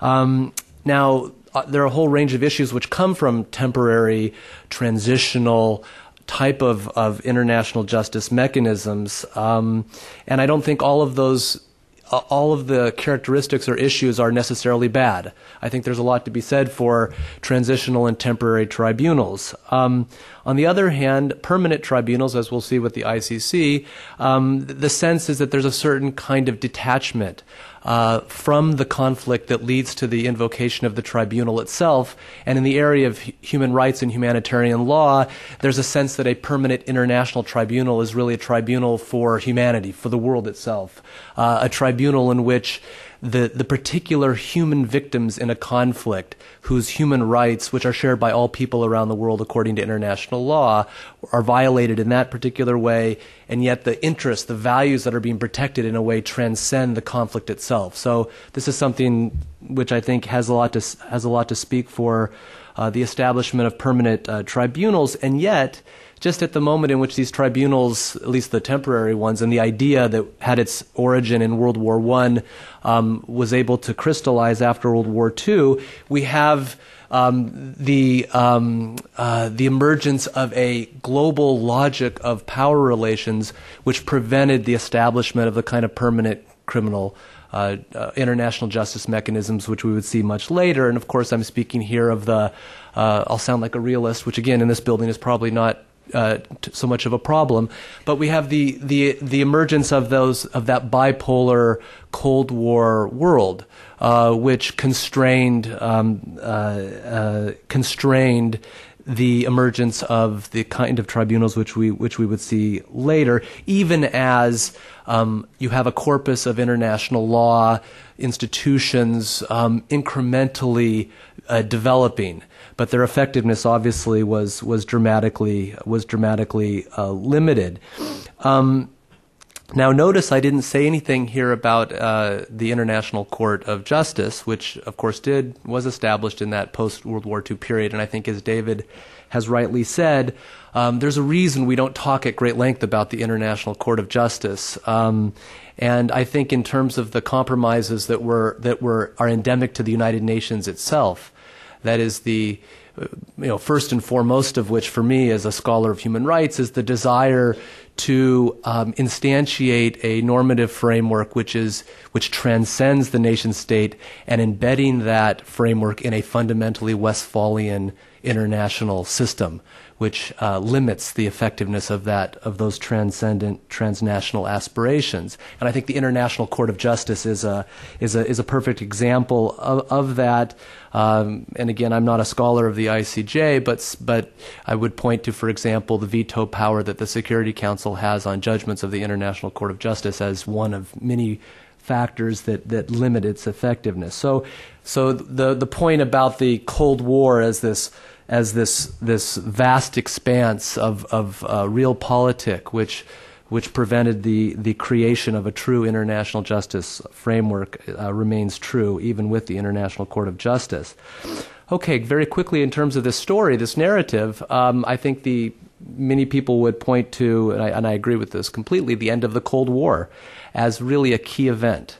If the Cold War, if that bipolar world prevented, then the absence, the sort of relatively rapid dissolution of that world created a gigantic vacuum. And this is really where I enter the story in my own research, is to track how that vacuum was filled. And as many of you know, one of the interesting developments in the post-Cold War, now we're talking about the post-Cold War period, was the rapid expansion of human rights. And when I say rapid expansion of human rights, I'm not speaking as an international lawyer. I'm speaking, you might say, as an anthropologist who has tracked the spread of a language, a rhetoric, what we might call a discourse of human rights in that early post-Cold War period, which has had very important effects. We can see it as Richard Wilson has written about in the somewhat fraught early 1990 South Africa Truth and Reconciliation Commission, which struggled to make human rights a framework for a post-apartheid South Africa and other places. But we have this vacuum being created, and I'm not now going to talk about I would go on here to talk about the special tribunals, as David and others have already mentioned, but I won't do that because from what I gather, that's going to be covered more in the special tribunals are going to be discussed more in the afternoon session. So let me quickly go to the International Criminal Court. In the early 2000s. Now, I think it's rightly been said that the International Criminal Court is the most important development in international law, at least since the Second World War. I think that's absolutely true. And I think that, and notice that we say that even with all of the tremendous problems that the ICC experiences, not the least of which is that the members of the court, the countries that are participating, leaves out Russia, the United States, China, India, and of course the implications of this dramatic absence from the International Criminal Court of a vast expanse of the world's population and political power are significant. But I think one of the consequences, which is not discussed too often, is that the absence of, again, just taking Russia, the United States, India, and China from the ICC skews the way we understand where violations of human rights are taking place. Since the ICC can only operate in countries that are part of the statute or that are part of this framework, right? Let me focus on one dimension of the International Criminal Court, and that has to do with Article 53. Article 53 is a complicated article in the statute, but it's basically the article in the statute which gives the chief prosecutor discretion to start or stop a prosecution. And the phrase here, which is relevant obviously to this conference, is "in the interest of justice." Now, this is an interesting phrase and has an interesting life. And again, this is perhaps where I enter the story, and that is in the late 2000s, 2006, 2007. Luis Moreno Ocampo, the chief prosecutor of the ICC, convened a group of scholars at George Mason, at my university, and at Yale University. And I was part of this group of scholars that the chief prosecutor brought together. And he brought us together to ask us to help him think about what this phrase, "in the interest of justice," means or could mean for his work in the ICC. And it was very interesting in that Moreno Ocampo comes to the ICC as an Argentinian prosecutor, obviously famous for prosecuting the military junta in the aftermath of the conflict in Argentina. And what he told us, he said, was that for him, he, as a civil law Latin American prosecutor, justice has a very narrow meaning, very narrow. So narrow that he himself, given his training, was not able to think expansively about justice in this international context. So for an Argentinian prosecutor, I would say that justice is comprised of 95% what we would call in the United States procedural due process, and about 5% substantive due process. In other words, a prosecutor in Argentina seeks to achieve justice if the rules and procedures of domestic Argentinian law are complied with according to their own terms. And so he knew right away that this was, how am I doing with time? Okay, so he knew right away that this was not going, his own conception of justice as the chief prosecutor of the ICC was much too narrow for the kind of context in which the ICC would be operating. And so we got together to, as it were, help him think about a more expansive conception of justice, and we ended up convening a multidisciplinary international group of scholars that engaged in a comparative study of this. We have a book that's come out called Mirrors of Justice, and the idea was to produce a text, a workable text that would allow the chief prosecutor to use this notion of justice in an expansive way. And this might be the only time in which an academic author would say, "Don't buy this book if you're interested in that question," because in fact we weren't able to provide Moreno Ocampo with a blueprint for action based on our comparative studies. So one of the things that we discovered is that this notion of justice is obviously an expansive one, and that there's a lot of potential in that ambiguity, in that expansiveness, right? As we see the ICC in its recent cases working with. One of our findings of our project is that well beyond the sort of notion of prosecutorial discretion, this Article 53, this conception of interest of justice, provides a kind of culturally contextual opening for the ICC. Again, at least in theory, but culturally contextual within parameters. What those parameters are, whether they're defined by international humanitarian or human rights law or some other set of values, is a different question. But we also discovered that there are tremendous problems in the ambiguity in the culturally contextual, this is as an empirical question, study of justice. Again, as we definition of justice. Again, as we see with the workings of the ICC. And again, this is something that Moreno Ocampo himself recognizes, and that is that ambiguity can be exploited. This is every time we talk about culture in relation to human rights, this notion of ambiguity, the relative nature of moral values, we might say, is something, it might be an empirical fact, but it also is an empirical fact that can be exploited by the kind of spoilers we're talking about. And I think that, for me, this would be a key question for this project, is how to bridge the normative and the empirical dimensions of justice in light of the kind of wide range of understandings, meanings, and experiences that we can document. Okay, so that's so much for the history. Let me talk now about two concepts which I was asked to address. First, the notion of effectiveness. Secondly, the notion of legitimacy. Okay, so before we can ask the question of effectiveness, we have to ask in relation to which goals. Right? You can't answer the question, is international justice effective, unless you first decide in relation to what set of objectives. And I think this is one of the problems in this area, is there's often a disjuncture between mechanisms and objectives, or a lack of clarity about the relationship between mechanisms and objectives. So, for example, let's start, if your objective is relatively narrow, in the sense of holding perpetrators accountable for violations of human rights. And I'm just for the sake of argument, let's assume that's a narrow objective. I mean, that in and of itself is incredibly difficult, because then we have to think about who are the perpetrators, which violations, and we get into the entire the conversation which many of you here are very familiar with about command and control, the Nuremberg model, and so on. Some of which is a sort of political, practical discussion, and other of which is a kind of ethical question: who is really culpable? In the case of Rwanda, for example, was it everybody who wielded a machete? Well, yes, at some level they were culpable, but not perhaps as culpable as those who were commanding through the sort of manipulation of ideology, right? So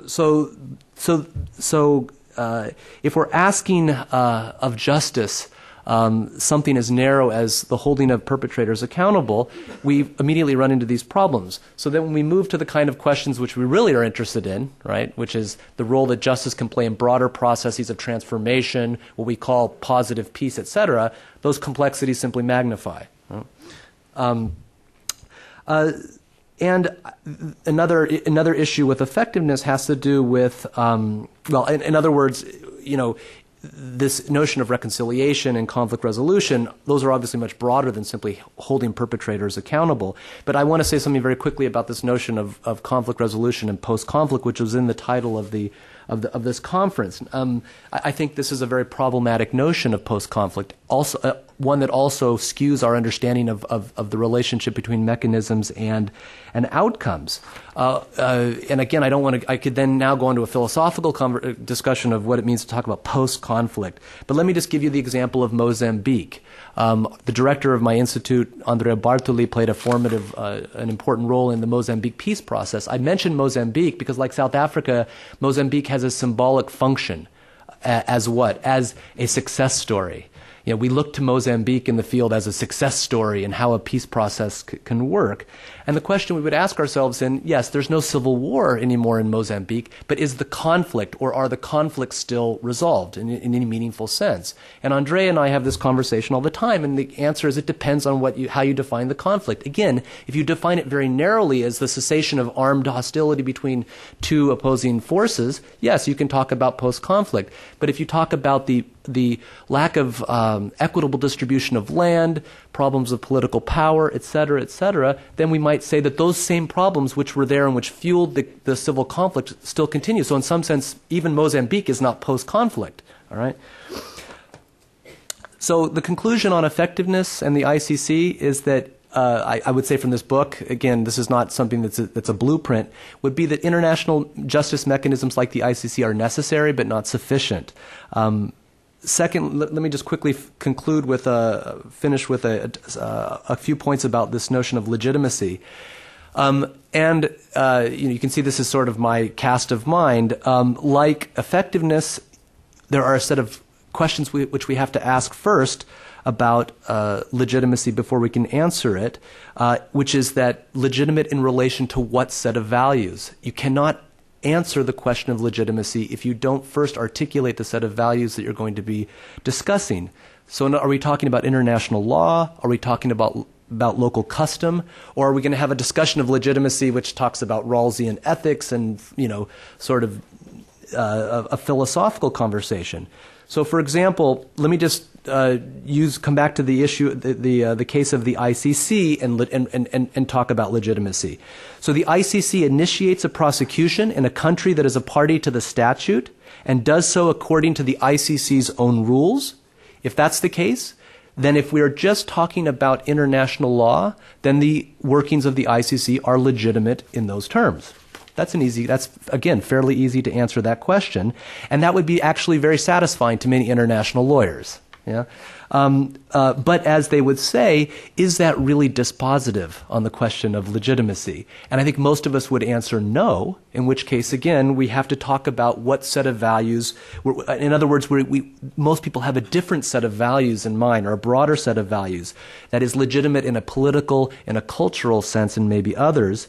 Yet I do think it is right to pose this question, as I was asked to do, about effectiveness and legitimacy. I do think that those are relevant questions, and of course I'm thinking here of Pascal's wager. In other words, if we ask questions about legitimacy and effectiveness, we can think of four possibilities for the absence or presence of legitimacy and effectiveness, and I think the presence of both legitimacy and effectiveness is clearly preferable to the four different options. And finally, I want to say something about the question of wrongdoing, because and international justice, and that is that I think the relatively narrow focus of international justice, given its emergence after the end of the Second World War, that is a focus on what we might think of as international criminal justice. The desire to hold accountable people, groups, institutions responsible for mass crimes against humanity. That focus, I think, has diverted attention from a whole other area of wrongdoing, which could very well be subject to prosecution and subject to even the International Criminal Court. And here I'm referring again to the kind of structural, low-level forms of wrongdoing, which would amount to violations of human rights, but which are not on the radar of the International Criminal Court, for example, but which I would argue are at the heart of many of the conflicts which we're interested in. So if you see a genocide, for example, so, the worst crimes against humanity you can imagine, we can often trace those consequences back to underlying causes, and even these sort of more low-level structural forms of wrongdoing. So why shouldn't we then focus on those underlying causes and structural forms of wrongdoing before they emerge in these dramatic consequences, which obviously require redress. And since Wendy mentioned John Burton, who has just unfortunately recently passed away, former director of my institute, I have to end with John Burton's basic human needs theory. In other words, Burton would say that most of the conflicts are around threats to these sets of basic human needs. And that when we get to the point of genocide, when we get to the point of grave human rights violations, we are at the end of a very long, decades, if not centuries-long process in many conflicts. And so again, Burton and many of the theorists in the field would direct our attention to the earlier stages. And I think the extent to which an international justice entity like the ICC is suitable for addressing those earlier stages, I think is an interesting and open question. Thank you. Okay, thank you. Now it's your turn. We have microphones on several. We have a lot of hands already. Let's take several questions and then hear brief responses back from the panel. You want to just choose people that you see? Should I introduce myself, or? If you would like to, sure. I don't have to. I don't want to. Anyway, I'm William Seymour. I was just curious in relation to the maybe the panel's opinion on the Bashir conviction. Just it seems at the time that the ICC had cut off kind of its right arm, and that they accused someone of a crime and promptly could not actually do anything, and he was able to flaunt that by traveling around the world to countries he knew would not arrest him. Can the ICC recover from this? Because it seems like it really shows them to be something of an impotent body that requires other people to do their dirty work and to have everything lined up before, they have to have the UN actually arrest the people, and then afterwards, after a country has collapsed and people have been taken in, they can go in and say, okay, now we're going to spend a couple years prosecuting you. Can the ICC come back and look like a really effective global institution after this? Thank you. Okay, let's take 2 more questions and then we'll have panelists answer. Rebecca Davis from American University. Thank you, all of you, for your interesting food for thought. I'd like to go back to the brief comments, Priscilla, you were making towards the end of your comments around the U.S. and truth commissions.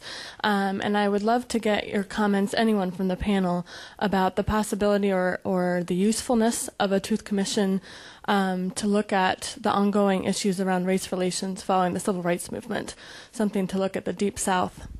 I just returned from doing some research in Selma, Alabama. It's a question I've been thinking about for quite a while, but would love the opinion of someone who's looked at all of these truth commissions to think about if there's a place for that in order to sort of catalyze moving forward. I think the Deep South helped the rest of the country move forward, especially legally, very well, but it continues to remain very stuck.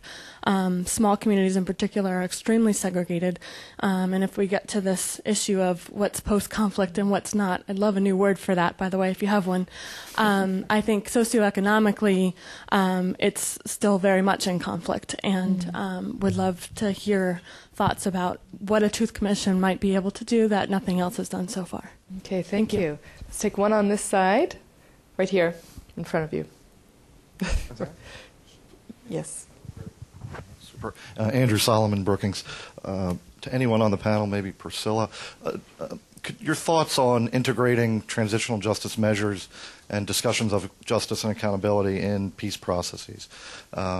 And at what point in the process should that really be undertaken? And also in terms of sequencing and pursuing transitional justice in the immediate post-agreement phase or at another point. When do we begin these processes? Does it depend on the situation? So we have 3 sets of questions on Sudan, the ICC, the U.S. Truth Commissions, and the sequencing timing. Who would like to respond? Well, I can say it just a little bit, although I'd be interested actually to hear how David responds to the issue of the recent developments in the ICC. David is probably the best to talk about the internal self-understanding of the ICC. But I think, I think your question is right in the sense that the ICC, as I said, the ICC, there were obviously a set of compromises which made the emergence of the ICC possible, and we have to take those compromises seriously. Again, I point out, not the least of which is the lack of participation of key Security Council members in the, and again, when I say lack of participation, I'm not speaking in a narrow legal or even political sense, but what happens when the United States doesn't participate in something like the International Criminal Court? I mean, again, there's a broader cultural, social dimension to that lack of participation. And I think that's the more interesting question. I mean, again, you can address the issue of Bashir on a more procedural, technical, legal question, which is also important. But I think that the kind of set of paradoxes which frankly characterize the entire UN system itself I think are reflected in the ICC. Although, as I say, it doesn't mean that the ICC or something like the ICC is not necessary. Okay, thanks. Priscilla. Thank you. There was something I didn't have a chance to say for lack of time, and I brilliantly do have a chance to say it now, thanks to 2 of your questions. So, which is that if the tension of truth versus justice has waned, that what has taken its place is peace versus justice, which is interesting. And 2 of your questions actually pointed to that, and that relates both to the ICC's impact on ongoing peace negotiations, such as in Uganda and Sudan, as well as the question about how you actually address accountability during peace negotiations when you're actually dealing with usually some of the worst of the criminals or the accused perpetrators are sitting at the peace table. So that's a whole topic, and maybe David will return to it over lunch if we can't draft him to come up during these minutes now. Over lunch, okay, good. But in brief, to respond to the 3 excellent questions, in fact, again, David will be much the better expert, but I think if the perception around the Bashir situation was the only perceived misstep, if it is a misstep, by the ICC, then I think it wouldn't be, is difficult. But in fact, there's been so many perceived missteps, unfortunately, that I think it's all added up to make it sort of a difficult situation for the prosecutor's office currently. Having said that, there's sort of an open question as to whether they might have considered having a sealed arrest warrant rather than something that was public. In other words, then to unseal it when the person was arrested, essentially. In other words, making it available only to those people who have the power to arrest when he would travel, for example.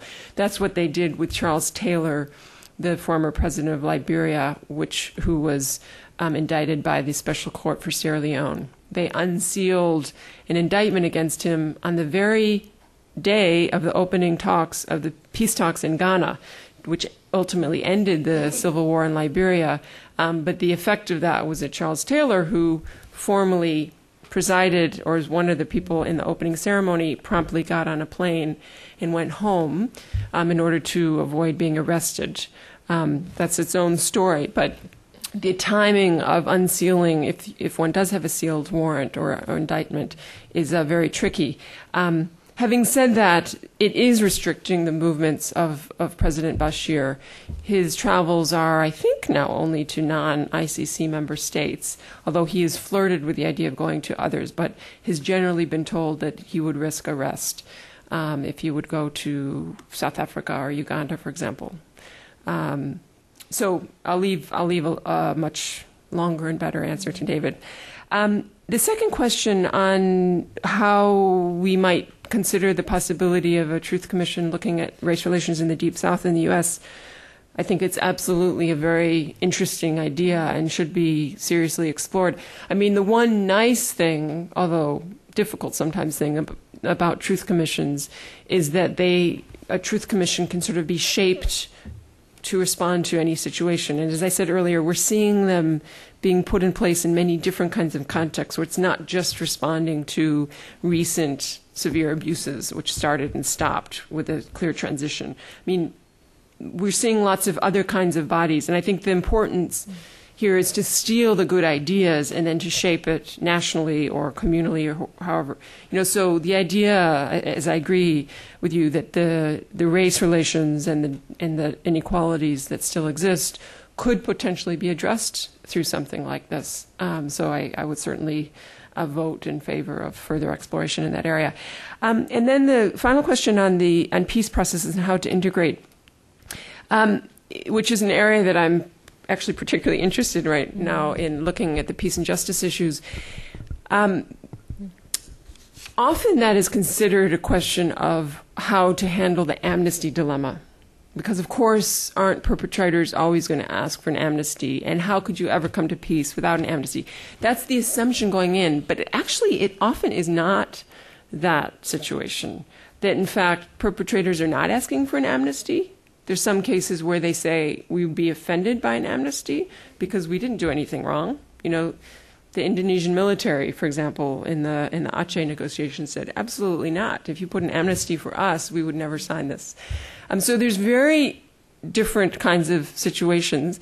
And where there has been a request for amnesty, increasingly there's a response from the mediator or the international community generally saying, absolutely not for the most serious crimes. Genocide, crimes against humanity, war crimes. If you have amnesty for the most serious, quote unquote, international crimes, then we will not fund anything in the peace agreement. We won't support this. We won't be involved. And they've generally then pulled back and said, okay, if anything, we'll just remain silent on the issue, have no amnesty, have no explicit prosecutorial mechanism, but work this out in the future.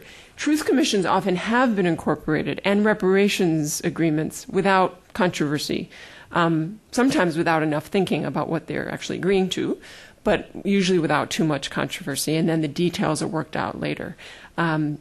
There's few golden rules in terms of sequencing, in terms of how to approach it, when to approach it, early or late in a peace process. There's good examples and bad examples on either side. because you don't want to throw off the negotiations if the foundation has not been built of trust, basically, to move forward. So I think it's an area that needs a lot more thought, and the mediation community is increasingly looking at these issues and actually respects the red lines that have been drawn in terms of the international law and amnesties, for example. So I think we're actually making good progress here. Thanks. Good. Wendy. Yeah, two quick comments to add to this. I'm going to leave the political international legitimacy questions maybe to others, but to focus on my theme of civil society or local sort of responses. And the question of the Bashir indictment, I was struck when I talked with some Darfurians who were attending the ICC review conference in Kampala, and that sort of reinforced to me that it's not only about how does the court look to the international community in terms of legitimacy, but also what does it look like to the people on the ground? And for Darfurians, it was, at least from what I could gather, the consistency with responses I've received in other countries as well, that level of acknowledgement of what they've suffered, of being wrong, is a very important thing to think about when, in terms of the ICC, and the fact that indictment was sort of something important for them. Of course, then the ability to actually act on that is also seen as a legitimacy factor for people in the communities concerned as well. And in relation to the peace versus justice dilemma, a similar kind of thinking, that the wisdom of the local affected communities is incredible on this. We want the guns to stop. As much as ideally or otherwise I might argue for, I or anybody else might argue for a peace process that we want to be consistent with long-term prevention or otherwise accountability, again, like people in northern Uganda, whether or not the ICC's had anything to do with their ability to sleep at night, but the point is they are able to sleep at night at the moment, and that is the critical factor. And in the long term, thinking long term, it's never too late for that kind of justice. So again, thinking sequency or otherwise, looking at Cambodia and the responses of Cambodians that I've talked with and what I've heard, that 30 odd years later, the effect of having the Khmer Rouge Tribunal in operation for some people is like peace at last in my heart, that kind of feeling that there is some kind of acknowledgement or justice. So for me, it just reinforces the idea of not stressing out too much. Yes, as policymakers, as practitioners, we have to make decisions. We have to work out how to sequence these things. And yet listening to local communities is also part of that process, I think. Thank you. Let's take some more hands. There's one in the back there. Actually, those three right in the middle. We'll just put the microphone in and then pass it around. Thank you. Thank you for taking my question. My name is Bahati. I'm not sure if David will be talking later, but I have a question of definition. He spoke a lot about transitional justice, restorative justice, criminal justice, reparative justice, and other justices. I mean, these are confusing concepts that I always hear out there, and it's more confusing to just have them all together. Okay. Sometimes they sound the same, and sometimes they are addressing the other things, and I would like clarification in terms of these terms. And I want to also say, in terms of the Truth Commission, I am puzzled by the fact that some places people can use what they heard in the Truth Commission to build up a case for prosecution. And I don't think that basically we are going back to criminal justice. So that is like a mixed up of mechanism. And finally, I want to thank Mark for asking the question, who controls and finances international tribunals? Because we know that in this world we have powers, and you can see them at the UN. They control everything.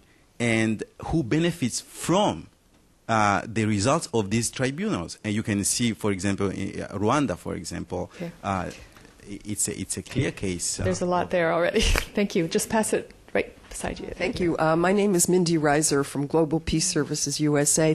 I'd like to focus a little bit on the psychological dimensions, and Wendy touched on that a bit in her last remark. What this enables people to do is be heard, have a sense of being addressed and listened to and acknowledged. But again, it often opens wounds that have been papered over or covered over for many years. And I know that in the South Africa process, there was concern and attention to some of the psychological dimensions, and I believe that they actually had psychologists and social workers being helpful. So I want to ask what kind of thought has been given, to use, probably abuse a term, sequelae, that the consequences of opening up these unspeakable kinds of events in people's lives. Now, for example, the African Great Lakes Initiatives has been out there working to use various approaches toward reconciling people, particularly among the Hutu and Tutsi. And there are various ways you can begin to do grassroots reconciliation, and the Gacaca process had a little bit of that too in terms of these grassroots courts. So again, I'd like some thought about the very human wrestling with demons, how they're healed, and one last point, in terms of South Africa, as some of you know, in Robben Island, some of the political prisoners and their wardens would meet and try to talk about what had happened and how they can move along in terms of reaching some sort of reconciliation. Okay, and the last question, mostly just for the sake of hearing them, because we are almost out of time. Very quickly, Jean Friedberg from the U.S. Holocaust Memorial Museum. So just to add to the confusion, somehow this notion of non-judicial forms of transitional justice, if you assume that part of that process is around healing for the victims, my question is around memorials, of course, and living memorials and documentation centers and all of those mechanisms which really contribute to the truth process. Okay, so we have a new round of questions and a specific request for definitions, which I could say we could put up on PowerPoint over lunch. Maybe if somebody has a slide with that on there, we'll hammer some of them out at lunch. Mark, you want to respond first? Yeah, I mean, the issue of definition. I mean, in fact, that's precisely that was precisely one of the objectives of our project, was to try and come up with a broader definition of justice or justices. And in fact, the introduction to the book is called The Multiplicity of Justice, because one of our conclusions is that it's not useful to try and define the different forms of justice for purposes of the practical purposes to which we I mean, obviously we can define justice. We can put up a PowerPoint that talks about social justice, transitional, retributive. I mean, we can do that here in this room. The question is, how useful is that when those institutions of justice are out in the world doing the things that they do? And Wendy points to the issue of language, which again is absolutely essential. In other words, it's a process of translation. We can start with these normative concepts of justice, and again, we can go through and define those. But the real interesting problem is, how are those concepts translated culturally, linguistically, and vice versa? And how do we learn from the kind of what we might think of as vernacular conceptions of justice? And how do those then get taken up and made part of the international processes? Sure. Yes, perhaps I'll focus primarily on the second and third question. And in terms of definitions, absolutely, they are confusing to all of us. So I hope that we'll have something available, or maybe David will also return to that again. We're leaving all the difficult things for him. It's going to be a long and good lunch. In terms of the sort of the human side, as you said, I recently sort of re-entered into a lot of these issues and looked at all 40 of the commissions, including all the new ones, updating a book that I did on truth commissions, which is coming out shortly. And one of the chapters is specifically on that. And so I was trying to I did re-look at the literature that's come out in the last 10 years since the first edition of the book. And I was surprised that although there is some very good new writing, it still, I think, needs a lot further development. A lot of the thinking and studies that have been done in terms of the human response and tracking impact over time is actually still focused on South Africa. more than other countries, partly because some of the real solid experts in this area happen to be from South Africa, and some of the international experts have done their work in South Africa. And in fact, I think it's difficult because obviously every society is going to be different, and even within each society there's going to be vast differences between people. Having said that, even just based on South Africa, I think it's very clear to say that the human response of whether speaking the truth is something that's cathartic and positive or re-traumatizing and ultimately actually negative, there's a mixed answer. It can be either. Even within, one family or one community, some people will feel remarkable relief from having the chance to have these things aired. Just this giving a statement or taking part in a public hearing can be empowering, the recognition. And for other people, that sends them back to the post-traumatic stress disorder symptoms that they had when the event took place years back. And they, again, are sort of back in a trap of not knowing how to get out of the re-traumatization. So I think we need to be very clear and acknowledge the fact that it certainly is not simple, and it's certainly not always a good thing to ask people or for people to speak about some of their very worst memories of their entire life that perhaps they've never spoken about before. Which is why I think truth commissions or other similar kinds of bodies have to be clear in terms of what they're asking of people, make it very much a voluntary exercise, and, as you suggested in your question, have some support systems built in, be it within the commission or working with civil society or at the community level, which can actually sometimes be even more positive and long-term in terms of the kinds of support that can be offered. So I agree very much with the tenor of your question, which is those, I think, impacts are perhaps they've been less appreciated than they should be, and we need to be sober in our recommendations going forward. Thanks. Thank you. Yeah, I agree with what Priscilla said in that context, and particularly to avoid making assumptions that people will be re-traumatized is a very important one to make as well, and to avoid making the assumptions about what kind of support that people may need or want. And again, that comes back to the cultural context within which you're working, the conflict context as well, and taking that into account in any planning for those, whether it's truth commissions or whether it's doing what I do, which is interviewing people in those contexts, and how do you deal with that. That theme of not making assumptions applies also in relation to the other questions, both about, I think, about terminology and about the mixing of mechanisms. Truth commissions linked to prosecutions. In terms of the clarification of terms, that's one of the reasons that I started talking about transformative justice just to confuse the issue by bringing in another term. Because I felt that transitional justice was being equated, one of the reasons, being equated too much with legal justice, or and particularly with international criminal justice, but also with the types of mechanisms that already exist, rather than thinking about what was raised about economic and social and cultural rights, which links to economic and social justice as being part of that concept of what's the sort of justice that we're looking for in a transitional justice context, which is what defines for me transitional justice as distinct from international criminal justice, is that broader approach, which would be ideal, and particularly also around making assumptions. And I'll use this opportunity to refer to the topic that apparently I was supposed to speak about, the retributive versus restorative justice aspect.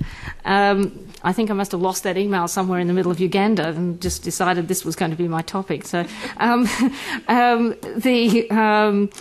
the idea that we see these as inconsistent or contradictory, that somehow that a truth commission, in practice it is having that impact, the effect that having a truth commission that is maybe that is then linked up with prosecutions may be causing confusion and complexity and causing each or both to be less effective. Okay, put that to one side, then think about, okay, what types of mechanisms exist in cultures or different societies already that do meld these two ideas. And that's what I keep coming back to. You look at the Nahabiti kind of process in East Timor, or the Gacaca, the original Gacaca process in Rwanda, and a number of others I could mention, where these concepts of retributive, the idea of punishment, is held together with the idea of restoration and reintegration. And how can we reintroduce that into the way that we think about transitional justice that goes beyond these mechanisms that separate? One last little thing that was up on a slide that I didn't mention was when we're talking about language and meanings, one of the things, like in Khmer, this is just one example, the term for justice, yutator, means holding to truth. Now, in a lot of languages, these concepts that in English we separate as justice, truth, reconciliation, etc., are combined or seen differently or defined differently. And how do we understand each other when we're working in different cultures and different language contexts is really critical. And I think we can learn from that. Okay, thank you. Thank you. And thank you, all of the panel, and the wonderful questions from the audience. I think we're out of time.